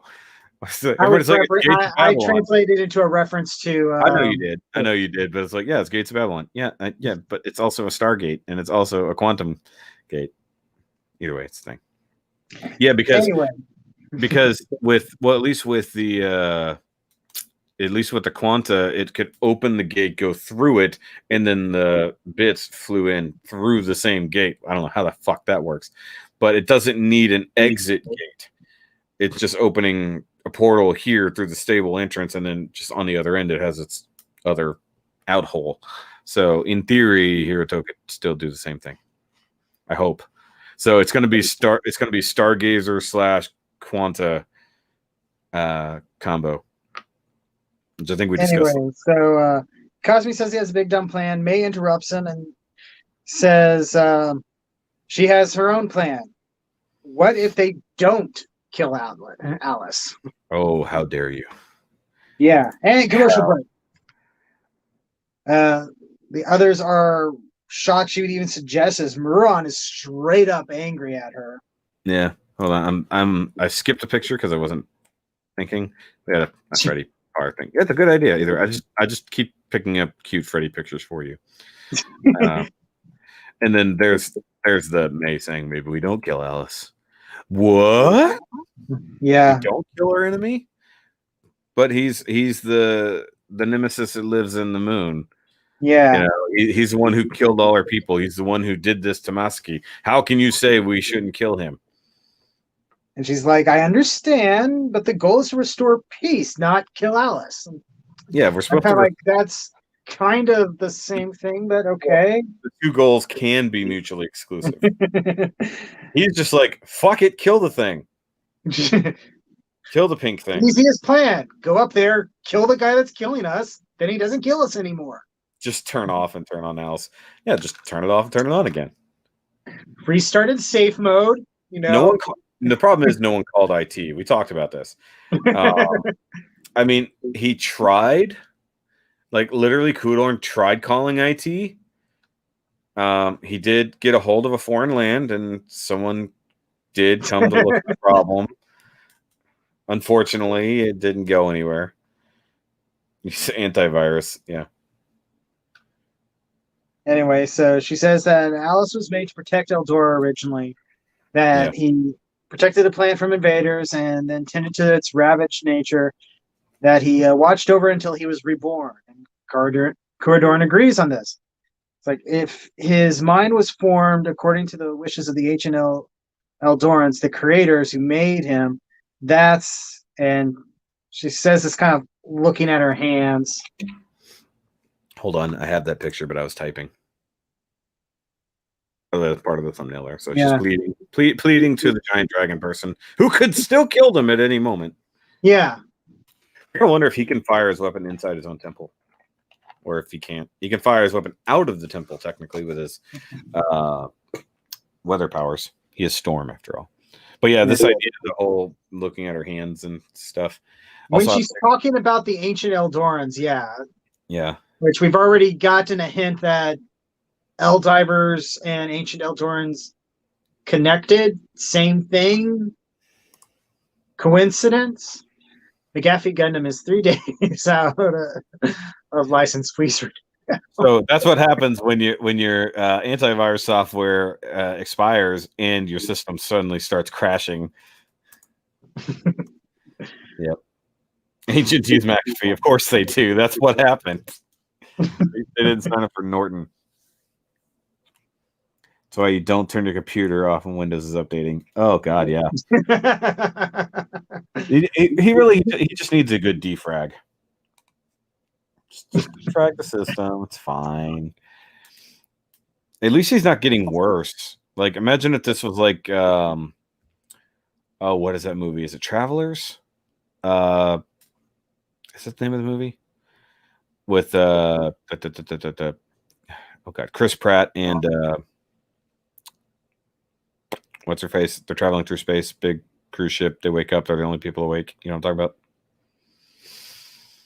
I think it's called Travel. It's a great movie if you haven't watched it. But either way, they have a weird glitch in the shield, and a single meteor comes through and actually just happens to hit the computer of the ship, and it does for a long time, manages to just keep shifting off to different systems to offset the damage until things just start going catastrophically wrong. So imagine if that's what happened to Alice, except for the catastrophically wrong part is connected to an enormous cannon. So like if there's a computer core, we can just go shunk, and hey, he's back to normal. That'd be great. Anyway, so Alice ate too many cookies. Nice. We flash back to when they first met him. Yeah, like this. We see Alice goes like, "Have you not returned? My duty is to protect this planet." Passengers, thank you. May continues that Alice isn't really evil. He just doesn't understand what he's doing, but he still pushes on with his mission, and this frustrates her. Yeah, I mean, we've discussed this for a long time, especially at the expense of Carlos, who kept talking about how stupid Alice was as a villain. It's like, no, Alice is a great villain because he isn't the villain of his own story. He really I always find it interesting when you have at least somewhat sympathetic villain. Yeah, in a way it makes for more interesting storylines. Yeah. I mean, there's nothing wrong with, mustache twirling evil villain, but if you want a story that really grabs you, having a villain like this where he doesn't think of himself as a bad guy. He sees that what he's doing is following his program, doing his duty. It's what he's supposed to be. Yeah. He's basically like HAL 9000 with a little bit more personality, just a little bit more. He's doing what he's supposed to do to protect the planet, except for the fact he doesn't recognize the things, and without the fact that the ancients aren't around to stop him again. Like, the fact that he turned on randomly is where I think, like, is this like Passengers and something happened that kicked the computer back on by accident? Like, because there was no reason for him to just suddenly turn back on millions of years later. Yeah, especially since it seems to be, from some of the dialogue we got, it's implied that they knowingly turned him off or something. Yeah, they turned him off because he was broken. Their giant death gun went wrong, so they said, let's turn him off. We're leaving anyways. You can death glare all you like. Doesn't matter. The point is, the idea is that Alice isn't a bad villain because he's just a wall. It's like they're literally just talking to a wall. His only job is to be a wall, except for the fact that he's a very powerful wall. He doesn't realize that he's a spiky wall. Yeah, except for the fact that he's looking inward instead of outward. He's supposed to be stopping things from getting to the planet, not stopping things that are on the planet. So he sees it as an invasion that has already happened, and he has to stop said invasion, which I don't think he was meant to do in the first place. I think that was technically Kudorn's idea. Kudorn was meant to protect on the planetary surface level, literally, and Alice was supposed to defend on the galactic level. Because what is the point of a giant gun that can only fire once every 5,000 hours? Like, that is a one-time use weapon, essentially. You're not going to fire that again unless you've got, like, a lot of time or a fleet to hold back everything else, which is what we saw happen. Yeah, because he fires it off and we see all the explosions. All of the thousands of explosions of whatever that was and whoever the heck they were fighting. The machine came. Which we still don't know. Alice is a firewall. There you go. Several people said Alice is a firewall. Which makes a ton of sense is how when they come into GBN, you see them pass into the Eldora system. Can't call him a villain. He's just an opposing force. He's an antagonist. He is, by all means, an antagonist. In a way, Shido was actually more of a villain, except he was being controlled. But he was doing bad, terrible, horrible things. So Muron argues that he's still their enemy. He's done so much. How can they forgive him?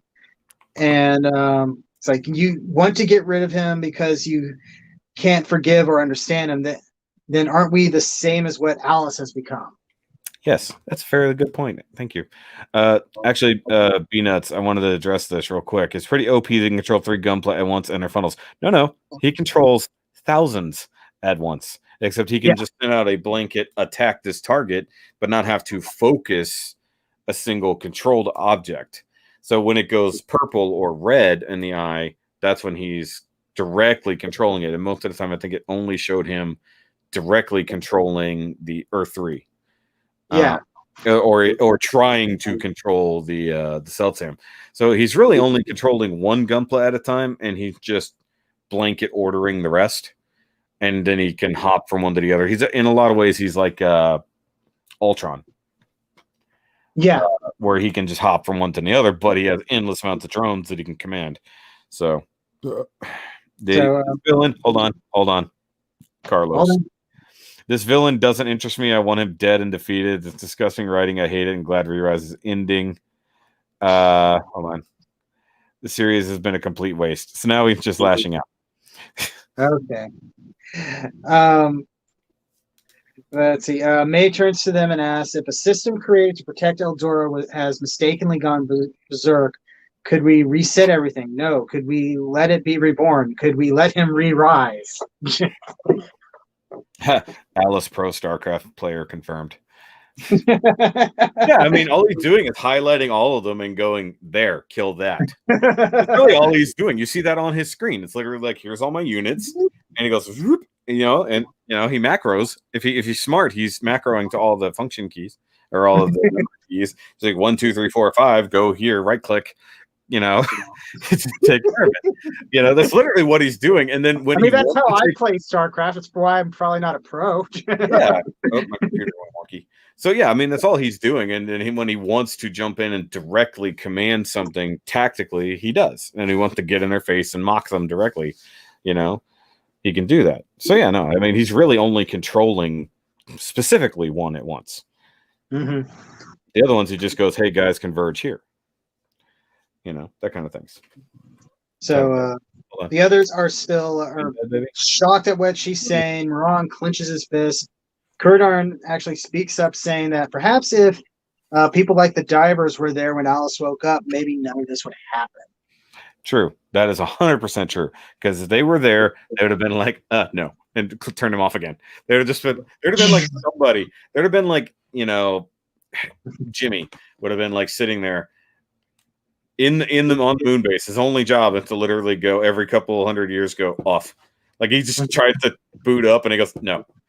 Yeah, and then he just waits, you know, playing Frogger or something, or Galaga, more than likely. Yeah, I was about to say, it's like this person's playing Galaga. That man is playing Galaga. It's like, and somebody, they just come in and they switch out Jimmy's, or no, Timmy's.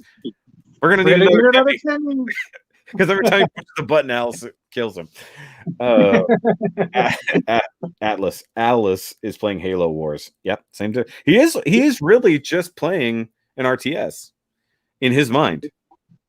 Just accent on the R part. R, the real part. Real. And time. So he says, what's that? Always play Protoss, bro. Why? Because you need to construct additional pylons. He says he couldn't help him, and we cut to Alice, who is watching the last fight.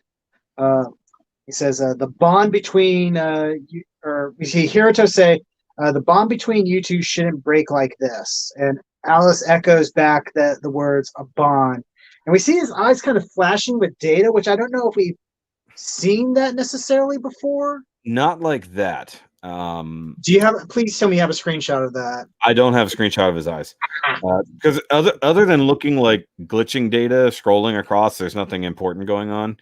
It just makes me wonder because especially since we had gotten a couple of scenes when we were talking when we had the stuff with Eve and the corrupted data. I'm wondering if they're alluding to that. Oh, in theory, but I think this is him assimilating the data from the battle. That was actually my first thought, and then when I watched it for my second time, I was like, I wonder if this means something else. Well, it's funny because he is a digital being that's connected directly to the system, and he just happened to have a holographic form. There's no reason for him to be standing there watching a screen. He literally can absorb the data and move on. But there's no reason for the next part where he closes his eyes and we get that flashback with Kurdarn. So it's almost as if he's having an awakening in his fellow synthetic life form that used to mean something to him.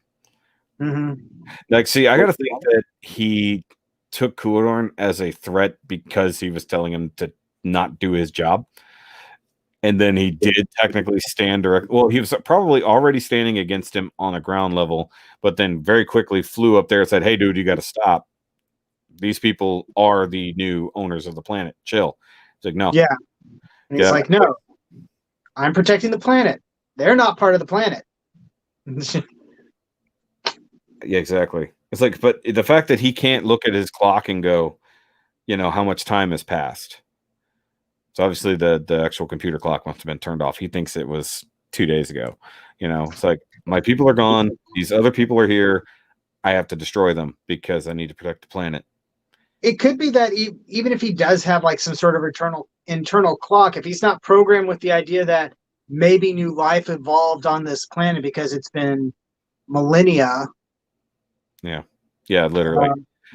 Hold on, I have to address this real quick. Carlos, if this series is a waste for you, why are you watching it? Like, he keeps saying it's a lost cause, it's a waste because Alice is stupid, or when he was complaining about Hinata. Why do you keep watching it, dude? Like, I'm being real. If you think it sucks and you keep comparing it to other Mobile Suit series that are better, why do you keep watching it?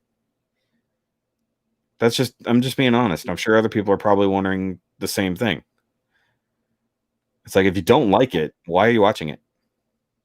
I get if you want to come here and hang out and talk, that's fine, but just sitting here hating on the series, I don't. That's what I'm for. Like, go watch our coverage of the first series and watch me hate on that, because that deserves some actual criticism. This is not that bad. 00 is not a masterpiece. You shut your mouth, Test Effect. It literally had Lock On die and get replaced with a twin, no major difference. We're not going to talk about the difference between Lyle and Neil Delandy. It's like, don't get me started, Tesla. That's a topic for October. Okay, so now he's saying that he has personal reasons why he doesn't like this. Okay. That's fine. Moving on. Anyway, so we see when Alice and Corridor last talked to each other, and yes. Alice was like, no, and blasted him to pieces. I forgot I had a picture of that. Yep. Same image of Corridor. You just see it over and over, except now his feet are dangling. Yep. It's always weird to just see him just hanging in space. Yeah. And I get that it's probably actually like almost a 0G environment, because we saw the ancients floating in the same spot.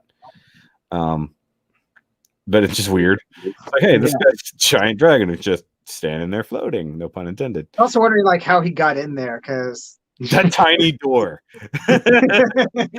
Yeah, you see the walk door down there. And like, well, we know he was here when Alice was created and put online in the first place. There have to be a hole large enough for him to get in and out of. Or he's just like, a cat or something like that, and can squeeze through almost through the whole size of a quarter.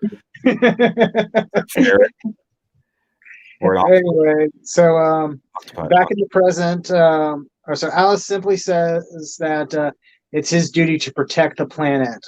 Yep. Back in the present, he says again that protecting the planet is his duty, adding that it is the reason he exists. That is my promise, which I think is a very interesting line, but I'm hoping we'll see maybe some more to that later on. Is that a callback to what May said to him when she was speechifying at him? Don't know. I was wondering if it was like, if it's a callback to something that we haven't seen yet, basically that he. I mean, yeah, like to an 8 to, because we know that, because he had that moment where we got like fragments of a conversation he must have had with an ancient, or what we now know as an ancient, before everything, where he says like how long is not long, or something like that. Basically, the conversation he must have had just before he was turned off. Yeah. Sorry, the chat is all about Carlos at the moment. Okay, should I keep going? Yeah. Okay, so we cut back to the hospital at night. We see Shido going through his phone, looking at all the pictures of when he was trying to protect Eldora, and he starts to cry. Okay, so let's look at the actual people we got going on here. So these are different villages than we ever saw. Yeah. So, and part of me wonders if any of these are just references, like the way they look. That kid with the hair that blocks his eyes looks that. Maybe that's just a standard anime trope thing, but that looks familiar. Yeah, there's a lot of those tropes that do happen for sure. But I like that, he got around this planet a little bit. It wasn't just the one village had no idea who he was. Our main village of people, no idea who he is. Look, actual food. And a fish. Hold on, that's a fish. Wait, that's a fish. There's more. There are other animals on this planet. We have confirmed. They're carnivorous. These people are carnivorous. They do actually eat meat. We know. Yeah. So those those are probably some type of nugget of some sort. You know, and we got what is probably bread, probably some kind of potato thing. So it's very look like shish kebabs there next to the bread they're definitely some type of kebab for sure. But you know, the fish. But you can cook veggies like that. But yeah. Yeah. Assuming they're not. I mean, God knows what actually grows on this planet. We haven't seen. We just know that it's some type of colored circle or blob. But that is a legit fish. But like, we do have the specific names of a type of berry that we will not even try to pronounce its name. Because, good Lord. Yep. Nope. I don't. Yeah, that's something that wasn't meant to translate everywhere across the world. Yeah. But the clothing is interesting. This is actually fairly modern clothing. Look at them. Mm-hmm. Like compared to the other villages who are like just robes and stuff, this is clearly very different. Look at the short sleeve shirts. Yeah. Which makes me wonder if like maybe this. That makes me wonder if maybe this was based off of an actual photograph that somebody used or some stock image or something. And then they just sort of translated the. Sorry, say again. I was literally thinking that is this a picture that has just been adapted? Like, this was from another series or something like that, and they just made it these people. And then we get here at a resistance base with some. Yeah, because there's the laser guns and he's fist bumping. They're playing Halo.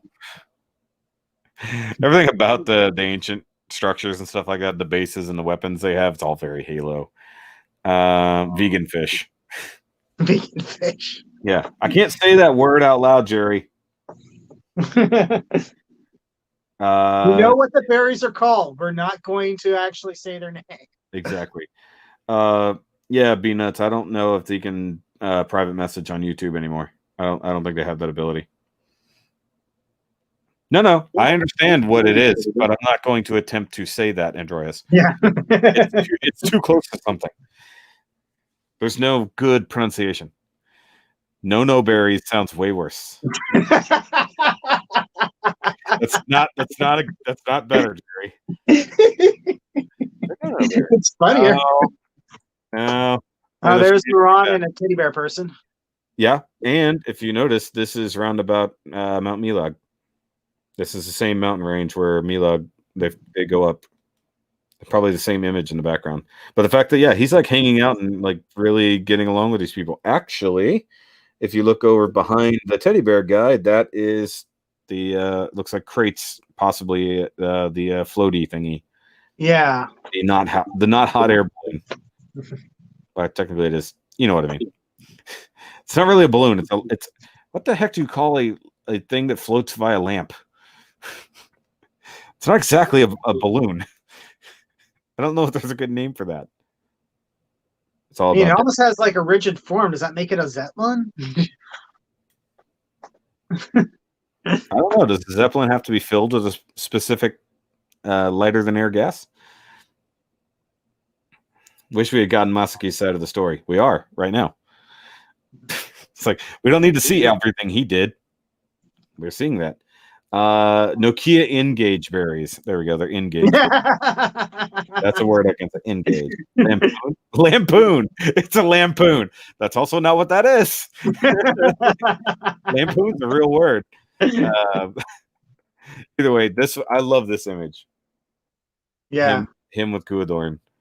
Who took this, by the way? I guess he can set the timer, huh? He's like, okay, I'm going to pet your snout. It's a great sunset. He needs to grip the snoot. Yeah, snoot. Oh, something I completely didn't get a shot of in this, or in the last one. We got to see Kuadorn's mouth completely open. That's right. He was like, and he does have a giant maw. Yeah, and he was literally I'm impressed, but still slightly disappointed. Yeah, he was using gust, or he was using a wind attack. No, he was using a wind attack. He was catching him in a tornado before he hit him with the lightning to talk to him. Remember, but his mouth is like raw. When he uses the hyper beam, so to speak, his mouth is closed. Airship, I guess that's a good word. Anyway, so after that, we cut to the Seaside Gundam base, and we see the divers working on gun parts, showing off the wings to the new kit. which the owner seems to be impressed with, and Kazumi is struggling with 2 tiny pieces. I missed one. That was my bad. I missed one because I was reading the comments. That's all good. That's a cool image. Also, some neat references to everybody. Anyways, once again, who took the picture? I guess he just sets it up. I need a widescreen. But yeah, he shows off the new wing, and he's like, look at my little wings I made. And it's like, oh, that's pretty cool. Yeah. He's just waiting. All he's doing is actually waiting for his own prize, which is pretty cool. So yeah, Par shows off the wing. Kazumi is struggling with 2 tiny little pieces, and we pan across an illustration. Hold on. And notes on part. What? I'll show that in a second. Okay, so Kazumi struggling to put these 2 tiny pieces together. Was this not a Reggie callback to Build Fighters when he was learning how to build and he was struggling, like doing the gif of the eye things? He's like stressing so hard to put these 2 little tiny whatevers they are together. Of course, I'm looking at this and like, what Gunpla has 2 little pieces like that going together like that? None. Yeah, like usually if you're going to have a little plastic piece that's a rectangle with 2 holes on it, they just make a little plastic piece that's a rectangle with 2 holes on it. They don't have you snap fit together 2 separate entities. No, it's a thing that doesn't exist. But we also don't know exactly what they're building. It's either based off of stuff or totally custom or 3D printed out of their designed specifically to make Kazumi frustrated. Or real grade, as Hida said. Nep Gundam. Possibly using RG pieces. That's fine. Okay, now we move on to this drawing.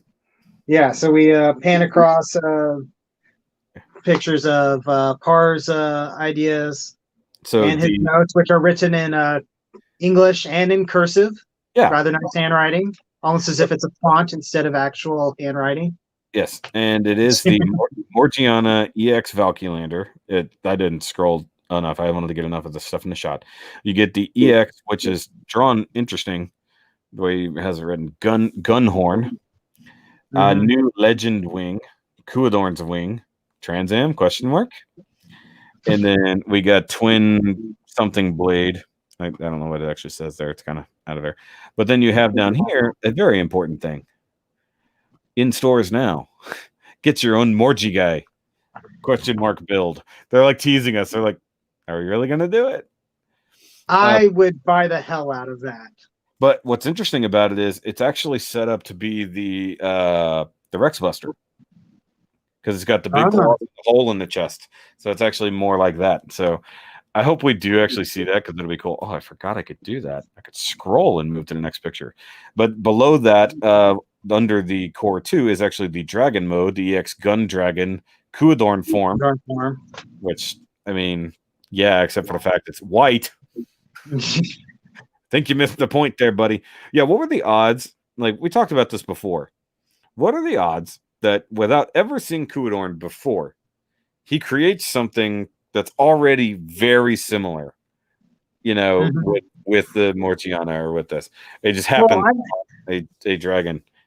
Well, remember, I was figuring that Kuadorn was going to merge with the with Morgiana, with the Valkylander, to make this form. Yeah. Which obviously that's not the case now. Par's just building it like a normal builder would. Yep. And yes, Morgi guy. That's actually what it says. That actually is written out. It says Morgi guy. So Morgiana guy. And so we also see the core 2 there. Plus, you can't quite see it in this shot of it, but you see the beginnings of the NEP 8 parts. Yeah, and we'll see more of that here in a second, anyways. Yeah, but then we get best thing ever. Made me lose my place. It's the next thing. It's not that. Yeah, but I took my hand off the spot. May is finished the thing that for Ken-chan. Yeah, so May's is autographing some little plate thing, and the owner is really liking this. And this is kind of adorable. I also like that it has like a little red handprint. Handprint, yes. And it's it basically says Eldiver May. And then whatever it all says on there. There was a thing they posted. I think they created this in real life. Hold on, let me look at the Twitter just right quick, y'all. Because I know they showed it on the Bandai Spirits Twitter, but I didn't really. I know this kind of thing where like celebrities autographing little plates that go up on like the walls for different cafes is a thing. So they put it with the actual May doll. So that's kind of cool. Somebody did, probably the voice actor, if I had to guess. It's not 100% the same. Let's see here. Let me translate tweet. Signature of May that appeared in the work was designed by Mei Fujigami. Real handwritten work by Mei Fujigami will be exhibited at Gundam Cafe Tokyo brand core from tomorrow. That's cool. So yeah, they did actually make it. That's pretty neat. That's pretty cool. Yeah. So I saw that on Twitter. I'm like, that's neat. Yeah. So the owner assures them that what they're building, that they're all building something great. Diver trading cards. Yeah. Why wouldn't there be Diver trading cards? Let's see. May says that her suggestion has made their mission harder. And here's like, it's fine. We don't need to hesitate, which I'm like, what does that have to do with anything? Oh, yeah, this scene is hilarious. Yeah, where he's at like, one point, I paused like just a second before this, and it's a standard animation trick where basically he was just a blur with like not even outlines, just a smudge of color. Yeah, because he was whipped across so fast. No, but I love that he's like amazed by it. He's like, "Oh my god, I got a signature of a real L-Diver." By the way, did you stop to take a look at what was in the display case behind them? No, I wasn't going to put in that much effort. I can pick out like I think Grandpa. What I assume is a Mark II crossbones, and this is just me staring at it from a distance. Yeah. Oh, why am I not looking at the actual photo? Hold on. Definitely Grandpa. That's definitely Wing. That definitely looks like a Mark II. Definitely a crossbone. That's a Shining. That is a... I was wondering if GPO-1 was one. Oh, hold on. This one right here? Yeah. You see my thing? Yeah, I can see it. Okay, that looks like a Star Build Strike. I could be wrong, but that's what it looks like. Because it's got the universe booster thrusters coming down. Probably not that, but that's what it looks like to me. Either that or it's Freedom. The shoulders are a little big for Freedom. Could be, yeah. But I love that they have little this details. Ground type. This is a ground type Gundam right here. You think that's ground type? Yeah, it's definitely a ground type. The shield is small, like a gym ground type. Gotcha. It's pretty bad that I can just like blurry silhouettes. Like, yeah. It's almost as if we spend a lot of our time staring at Gunpla. Or we built most of them. Yeah, so Parr adds that they still have to conquer the satellite, and Cosme adds that it makes his dumb idea possible. We still don't know what that is. Yeah, he's going to have a dumb idea. Probably going to just try to find the power switch and turn him off.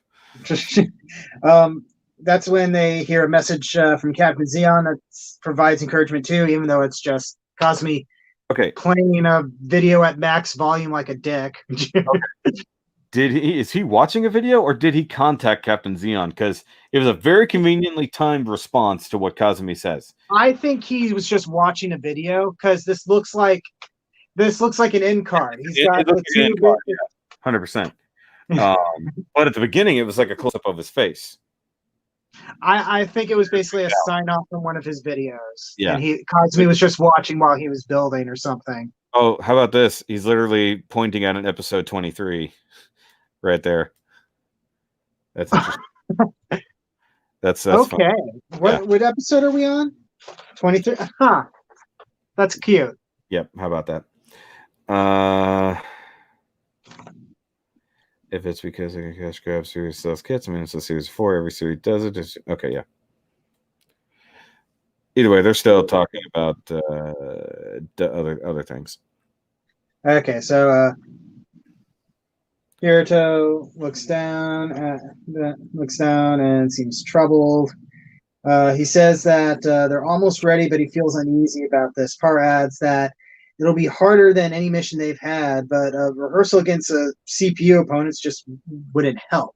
Oh, and there's the NEP 8. We even see some of his notes there now.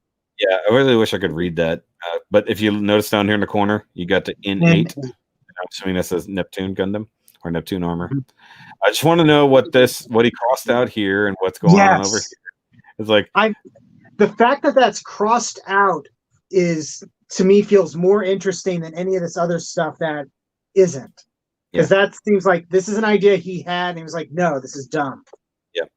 So this should be interesting. I'm assuming that this is like a 3 mil thing like that. We've seen similar markings like that before. Yeah. But yeah, no, it's pretty cool. But yeah, no, they were talking about the whole thing, like you're mentioning right there. How can we rehearse this battle, stuff like that. Which I love how we're going back to that. They're like, okay, we need to have a rehearsal battle. What do we do? It's like, where are we going to find the ability? It's like, does anybody have a mission that's like attacking a giant moon with thousands of enemies waiting for us? And they're like, yes. Called the Lotus Challenge, and only one team has ever completed it. Of course, that dialogue didn't actually happen, but that's kind of the point. Yeah. But I'm trying to just out of reference, that May gets everybody's attention by banging her pen on the table and going, I love that. My cute outfit. I have the talking stick. Oh yes, somebody brought it out earlier. The fact that she can do calligraphy. She can write and do calligraphy, even being only not super old, or learning a real language. Either it's innate language or she. I mean, it's not that she can't be taught. It's just interesting to know because it's a skill that you learn. Look at the other image, Captain Xeon. I can't look at the other image right now. Why? Hold on. You want me to go back to that doobie? Eternal Miracle? What am I looking at? I mean, Eternal something. It's an Eternal Miracle, and it's a. Whoops, sorry. It's definitely an Astray or an Astray Gundam. It looks like. What am I looking at, dude? Come on. I mean, tell me. What am I supposed to be seeing? She learned Japanese. Holy hell, yes. We're getting into climax of the episode. They're like, they're still talking about Carlos's issues, which is fine. If you guys are gonna take it off stream and talk elsewhere, that's cool. That's fine. Especially if it's something you need to talk through, it's great. I appreciate B-Nuts wanting to reach out and actually talk to you about those issues, Carlos. That's cool. He's a good guy. But yes, everybody, focus up, y'all. It's like we're getting to the end that everybody wanted to see. May's cute. There we go. How are we going to do this? And then we jump to. Yeah, so here to us that they can just go up against the stronger opponents because they're like, yeah, but how? May bangs the pen on the tabletop and declares that she has an idea. I will again. Talk to Mama. But we're not going to see that because we're cutting to Hinata practicing archery and not doing super great. Yeah, she keeps dropping her elbow. Looks pretty decent, though. I mean, she keeps dropping her elbow. Yeah. Which is what her senpai says when she walks in. That's funny. So I was just thinking, it's like, I bet she's dropping her elbow. And then she says it, like, damn it, I've watched way too much Hawkeye. But no, this is pretty cool. The fact that they're, using real longbows and stuff like that instead of, modern tech. Yeah. I know it, and they talk about how it's like, this is part of a ritual thing that they're doing as part of the club. Something, yeah. It's supposed to be some kind of archery. It says ritual, but I assume more like a what's the word I'm looking for? Recital, almost. A showing off of skill. I get the feeling that it's like. It's kind of like that, but it's like I'm betting it's going to be connected to some sort of festival or something like that. I assume so. But it's part of the club. If I'm up on my Japanese anime stuff, they tend to have stuff like that happening in and around festivals, which happen all the time, it seems. Yeah, that makes sense. Oh, I have a text message. Yeah. So Her senpai comes in saying her elbow is dropping and offers her a water break. They go outside and talk. Hinata goes on about how awesome Mizuki is for being able to hit the bullseye in one shot in front of such a large audience. And she wonders if she's really qualified to do the ritual. And Mizuki assures her that she is. First of all, I love this shot. The lighting in this is so good. Just the composition of putting everything over there is right? Awesome. Okay, so now I want to learn more about the there's a Japanese archery ritual. It's called Momoteshiki. I'm sorry, I'm spelling that wrong. Or saying that wrong. But yeah, there is an actual archery ritual. Interesting. Well, there you go. I want to say that word. They said that word too, so I think you're onto something. Okay. Kyudo, I think, is the Japanese martial art of archery. Interesting. Kyudoka. I assume that's a long O with the thingy over it. Nice wallpaper. Yes, it is good. That's why I used it in the thumbnail. Mizuki gets quiet for a moment, then talks about she never realizes what sort of stuff Shido was getting into on GBN. She thought it was just a game, but that wasn't the case. And that's the same for Hiroto and his friends. They're in something that there is something awful happening just beyond GBN. Yep. That she also then says that Shido did things in GBN that pains him to even remember. Yeah, of course. She also, killed people. That? Killed people. He turned on his own friends. His own dragon friend. She also knows that he wants to get back there despite all that. And she starts to cry. Saying, what's that? You kind of can't stop him if he wants to do it. Mm-hmm. Taking a and she starts to cry, saying she doesn't want to lose him. And she asks Hinata if she feels the same way about Hiroto. And she said she'd be lying if she wasn't worried, but she knows there isn't a choice. She just wants to cheer him on because that's the kind of person he is. And it shows him logging in. Mm-hmm. Also, we talked about this before. So we know that he's gone there during the day, and we know he's gone there at night.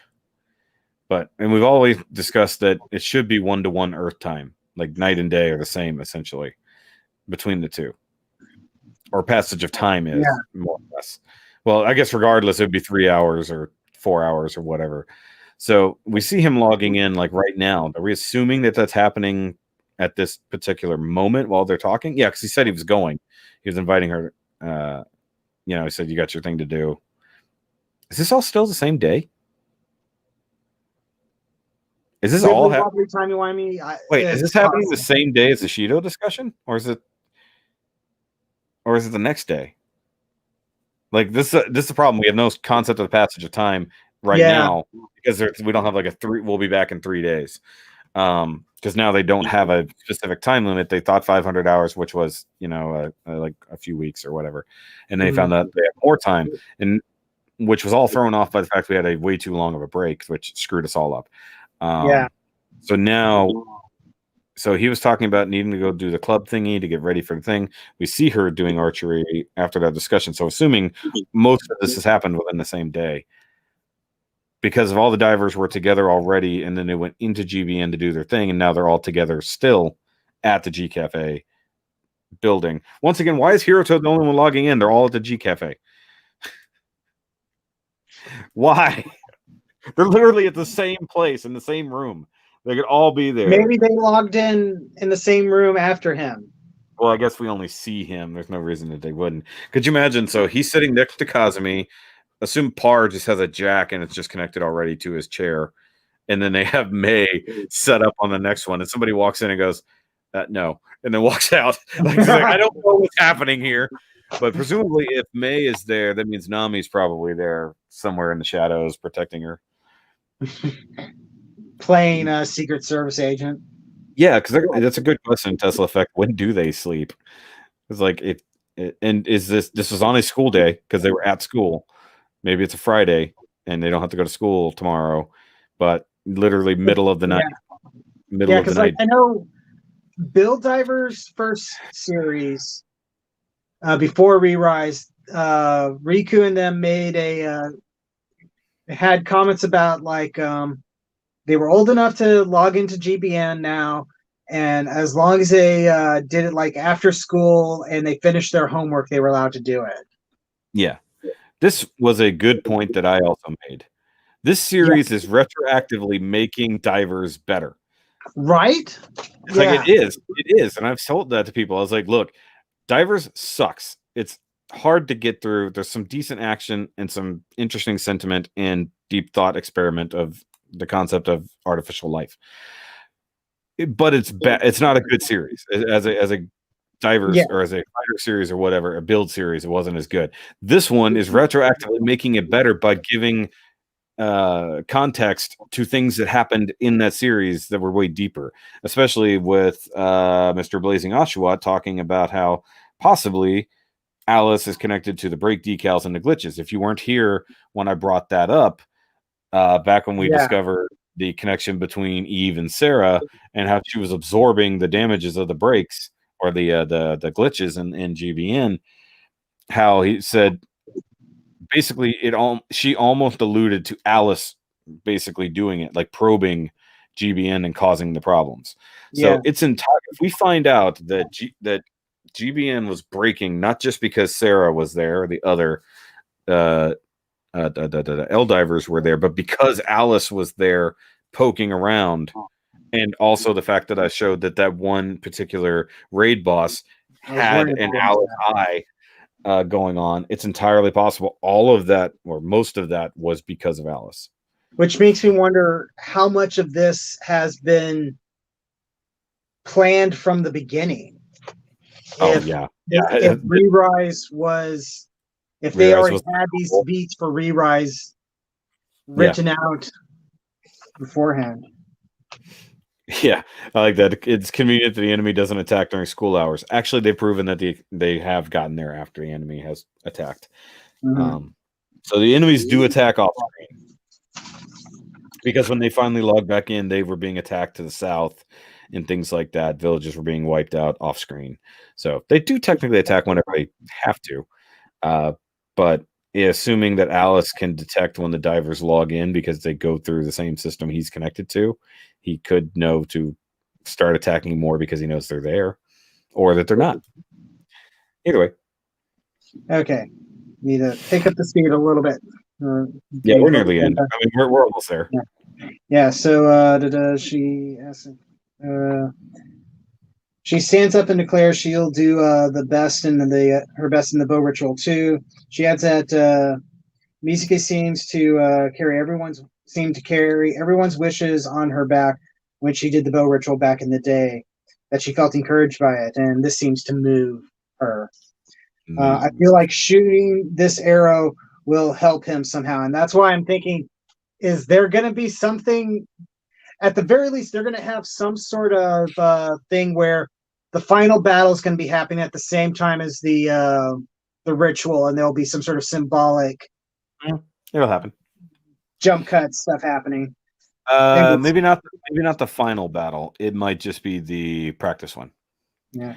But what I was thinking, what I was thinking they might do, and I don't want them to do this, but it'd be an interesting cinematic trick. So we know, spoilers, we know that they're going to encounter the old divers next episode in this raid, this practice raid on the moon. What if they cut between the practice one and the real thing? Like, we do this, and then we get to the... So, like, we see the simulation overlaid on what they really do. And then they get to... He beats the champ, and that's where they're there with Alice. Like, we don't actually see the direct battle. We see the equivalent. And then, so it's the rehearsal being portrayed as the actual final. That would be really cool. I don't think they're going to do that, but that would be a really neat artistic way of handling things. The reason I say that is because we don't need to see the same battle 2 episodes in a row. We don't. So the idea that they could do this battle and it's like, okay, so we expect this to happen. So these people are set up to be here representing this. And then we see them accomplish that. Or everything they go through in the simulation battle, when it's over, we see that they're standing in front of Alice and there's just wrecked shit behind them. That could be cool. That'd be a neat little transition. Because there's, except for fighting the Arch and the New, which they're just going to beat it anyways. You know, we see them just standing there. We don't need to see the buildup because we watch them just walk through dozens of enemies, you know, and now they have to fight the main however many. And then we see when they get there, oh, now we've got the same amount of specific interesting enemies to fight that are the same as the divers and whatever. Same thing, Alice, like upped his game, so to speak. Might be interesting. A good way to not show the same thing twice. Right. Anyway, so yeah, exactly, Jerry. You got that right there. It's kind of like an Ocean style talk through the plan. Talking through the plan is technically showing them do it. It's a perfect way. And yes, saving animation. Yes, saves time and animation to show it once.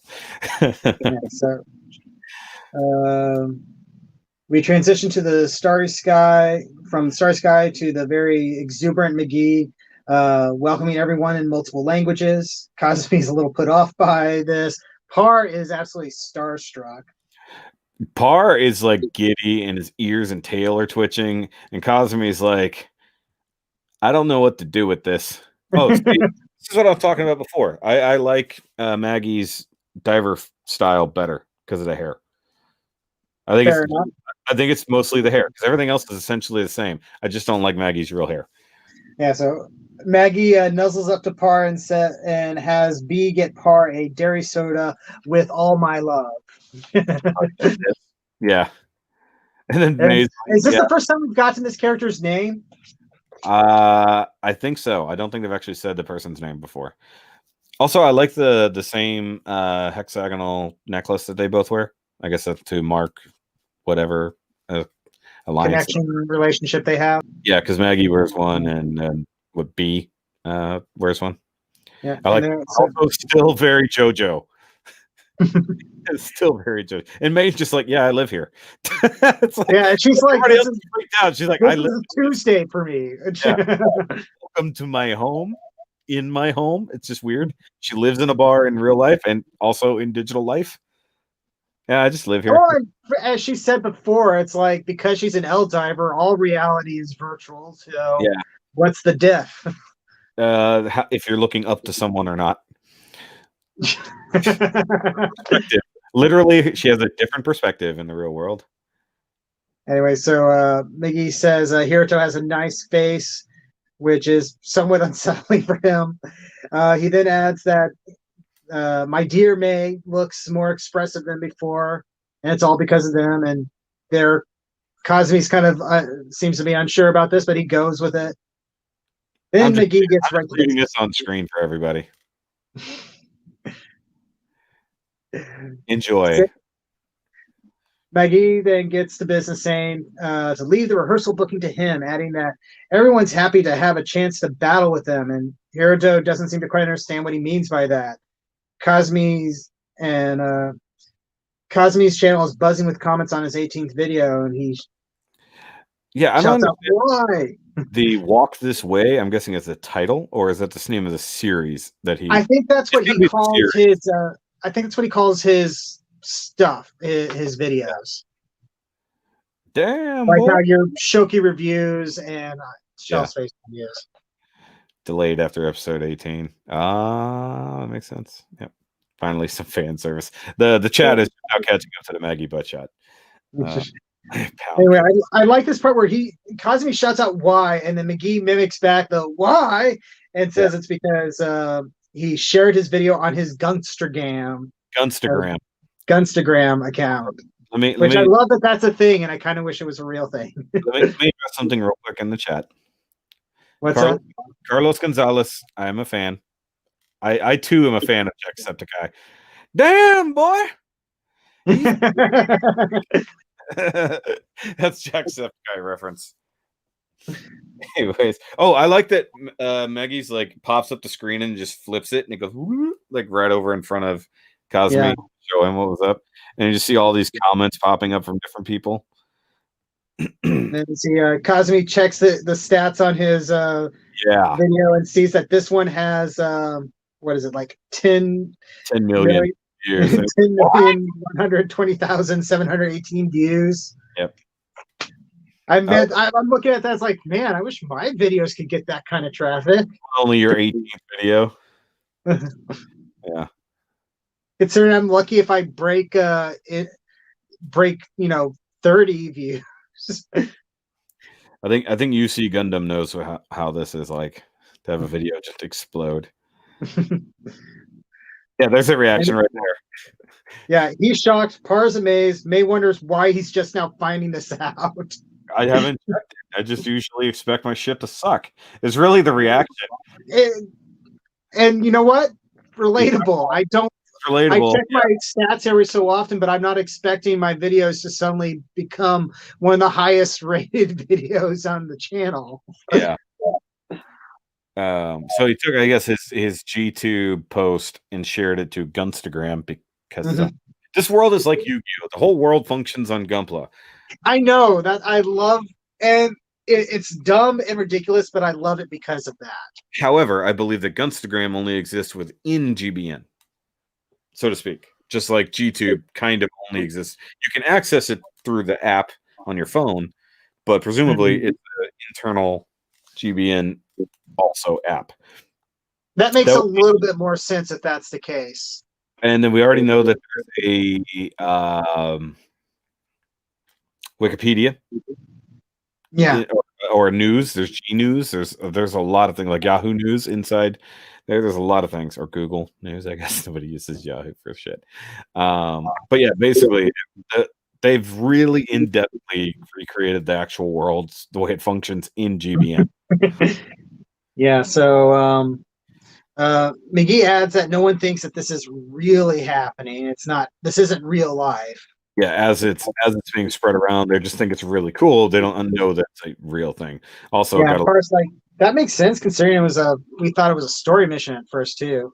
Okay, so this there's several cutaways to people just everywhere watching these things on the screen in a large public forum, which would have been cool if they just put it on, I don't know, the giant screens on the wall instead of small groups of people watching the same video over and over.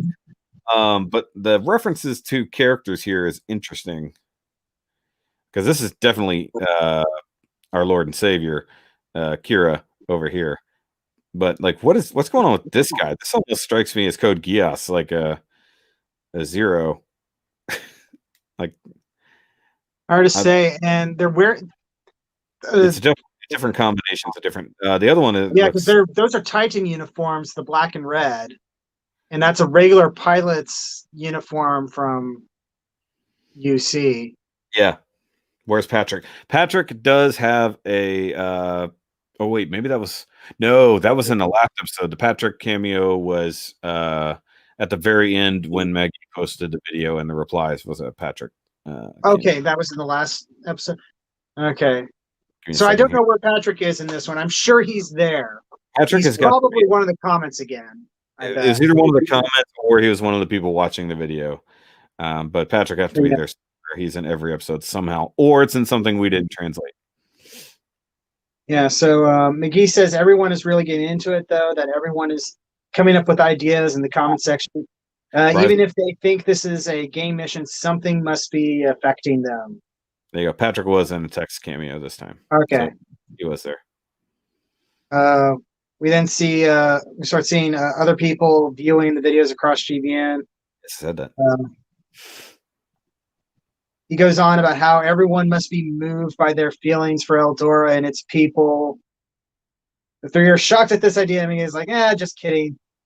They may just be Gunpla fanatics, so feel free to drag in as many as you like. Yeah.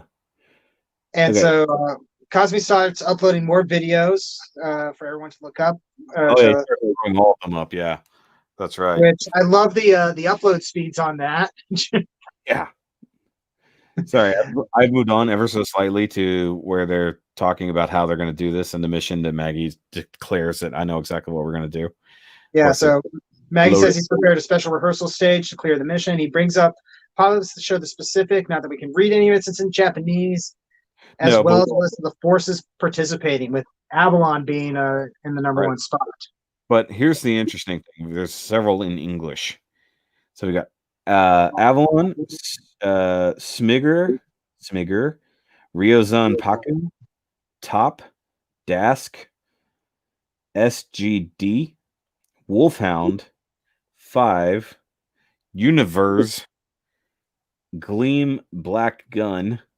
Interesting. There was one that was like ZA and then turn A, Z. Maybe I can't see that one though. Like where I cut it off, I can't see that. This one is just 1/144th. That's interesting. Ordnung, Max. I think that's 5XT question mark. Kind of hard to tell. Blade, Battle Brave. So it's pretty interesting. Like to just see the different ones. If it was clear enough, you could definitely run out through Google Translate and see more. There's probably a Cold Sour team force name in there. So Hiruto sees Avalon, and before he can even say anything, Miggy says there's one more group that needs to be added in. It's like, I think he says specifically, it's like, let's get those kids in on it too. We need to get these people. And we finally see the original Bill divers as they are now, all standing on a white version of the Petite Capool, and everyone is shocked. Yeah, but like, who has like really like grown up? Like his facial structure is different. His hair is mostly the same. So you know they're ranked 99. Oh, I can't read it because I got to check out the website thing there. I think it's they're ranked 99 out of all of them. That's impressive. And it looks like they have a symbol too for build divers. That's cool. It's BD with nippers. Nice. Yeah, that was their set. That was on their flag. I didn't remember them having a logo. That's cool. Yeah, it's definitely a black and white Petite Capool, which is interesting. But everybody's changed a little bit, mostly their outfits, or they've gotten taller. Sarah's outfit has changed slightly. Sarah has a slightly different outfit. She's got like this sort of shawl thing going on. Yeah. Momo has changed a little bit. It looks like she doesn't have a cattail anymore. Looks like she does look like she's got cat paws though. She's got paws, but she's got round ears instead of pointy ears, and it looks like a little poof tail. And then like what's his face? It's definitely gotten taller. He's no longer the short stuff. He reminds me of Pidge from the new Voltron. Yes, very much so. And he's wearing green, so he's definitely a Pidge reference. IMA basically doesn't change. Yeah, he's probably just gotten older. Well, I mean, neither did Koichi. The oldest guy in the group is no different at all. And I bet we discussed this before. I bet it's because, frankly, he spends his time dealing with getting L divers into their new bodies. So he's kind of just involved a little bit, maybe. But he also seems to be one of the only ones who doesn't have a changed Gunpla, but we haven't seen IMA or what's his face? It says rank. It says like maybe they're 99 in that mission they did, but it says that's their force rank is 99. Anyway, so everyone is shocked and we roll credits. But after the credits, we see Mizuki walking into Shido's hospital room and find that he's gone, as is his Gunpla, with the window open and the wind blowing the curtains. Which I thought that meant like he jumped out the window or something like that. Yeah, he definitely went out the window is what just happened. He definitely left out the window. Yeah, and so then she runs up to the roof and finds him there holding his Gunpla. No words are said. Yeah. I mean, like, I think he thought he might do something stupid, considering. But I don't think he's that type. You know, he's less stressed, I think. Yeah, so... Get hyped with them, but get hyped with Hiruto destroys Riku. Why do you assume that Hiruto will destroy Riku? You don't know how good Riku might be now. I mean, he already has the Miracle Gunpla, and he has an L diver on his side in the cabin with him. in theory. I'm assuming she's piloting herself. Oh, that'll be interesting. May versus I mean May already knows the Sarah, so that's not that crazy. If we don't get to see Mobile Doll Sarah versus Mobile Doll May, I'm going to be a little disappointed. Yeah, 2 Mobile Dolls fighting it out. It's just no, because there's going to be all the weebs are going to totally get on top on that. Oh, look, they're fighting. But no, I mean, in theory, it should be good. We in the teaser, we see a lot of the old mobile suits. We see at least the new Petit Capool. I don't think we see a full-on Momo Capool because it does a combo attack with the hammer from the which I think they might have done that before, but I don't remember. I think she did a soccer attack before because Momo was into soccer with Riku. And then we see nothing from Yuki. Give me a second to finally remember his name. We don't see Yuki's mobile suit at all. Presumably it's orange. You know. We do see the Tri-Age, which is as epic as it should be. We don't see Ogre, though presumably he'll be there because we have his kit. It certainly seems like every other force on GBN is going to be there. Yeah, I mean, like if you needed a giant mission full of endless people going after a huge base in the sky, there literally doesn't get better than a Lotus Challenge. So, and might as well fight against the team that has managed to beat it. So the idea is not really to beat the Lotus Challenge so much as strategically find their way through this, and presumably if they get beaten, they'll reset and go, okay, we need to go again. This is a very special circumstance. They're going to be like, wait, why does everybody? I know they're all intrigued by the idea of what's happening, even though they don't know what's going on. But to involve the entire community in it and just start making this shit public is interesting. Because for a long time we thought, like, okay, is this just going to be their secret? They go through it silently with no help. And now the help that they're getting will only be on the GBN side because they can't bring countless Buffalo with them. They don't have Pokeballs. The new Astray, whatever that thing's supposed to be, better show up too. Presumably it will. If we got a kit for it, it should be there, in theory. I mean, I think we see a couple things we already knew before. Is it Omega? No. What is that one? Gamma. The Gamma Gundam was shown off in there. Okay. Yeah, so that'll be cool. Let's read a couple things here. We hope to see the new form Double O Sky. Yeah, I'm not a fan of that repaint either way. And nothing significant about it except for the weapons. I don't really care that much anyways. The Battle Rico left us cliffhanging. Both they don't show the battle, just that they clash and then they cut to the end. They never actually show us. They might do that. They might blue ball you. Both the OG build divers and this one. Oh, yeah. See, that's the part I saw interesting. So all caps build divers or small I build divers. It's like it's gonna get real confusing on screen. Wait, which build divers do we attack? You're against the build divers. Somebody shoots Riku in the face. Yeah. Not dude! Here's plays this past everybody with the Neptate. I don't think that's the point of the Neptate. I still say that the Neptate is meant to be a gate. It's meant to be a portal system. You can't get everybody off the planet into orbit without something to launch them. So the main way to do it is the Neptate can fly up there, but then everybody else have to get up there somehow. So assuming that thing has a portal device. Plus we don't know what its add-on attachment things are with the satellite dishes and all that. We don't know what those do. So let's do a redo. Yeah. Skip the final battle of Alice. Yeah. I don't know. I do like the idea that they run through the trial but skip the real battle, because I mean, what are we going to see? Them just plowing through endless one-eyes somewhat effortlessly, covering each other's back. I'd rather see different, more interesting players that they're going up against to do that. And then ultimately we get to the final showdown, which is like all our big name players, and then they have to get through them. And then maybe the champ of on the other side, and he's the Alice stand-in. Hmm. You know, I mean, who else? I mean, really, Yeah. if the build divers aren't really that high ranked overall, they're good, but they're not ridiculous, and there's nobody new in their force. It's not like Team Avalon that has God knows how many people in it, you know. So they're still famous for everything that happened, but they're still not really any different. Right.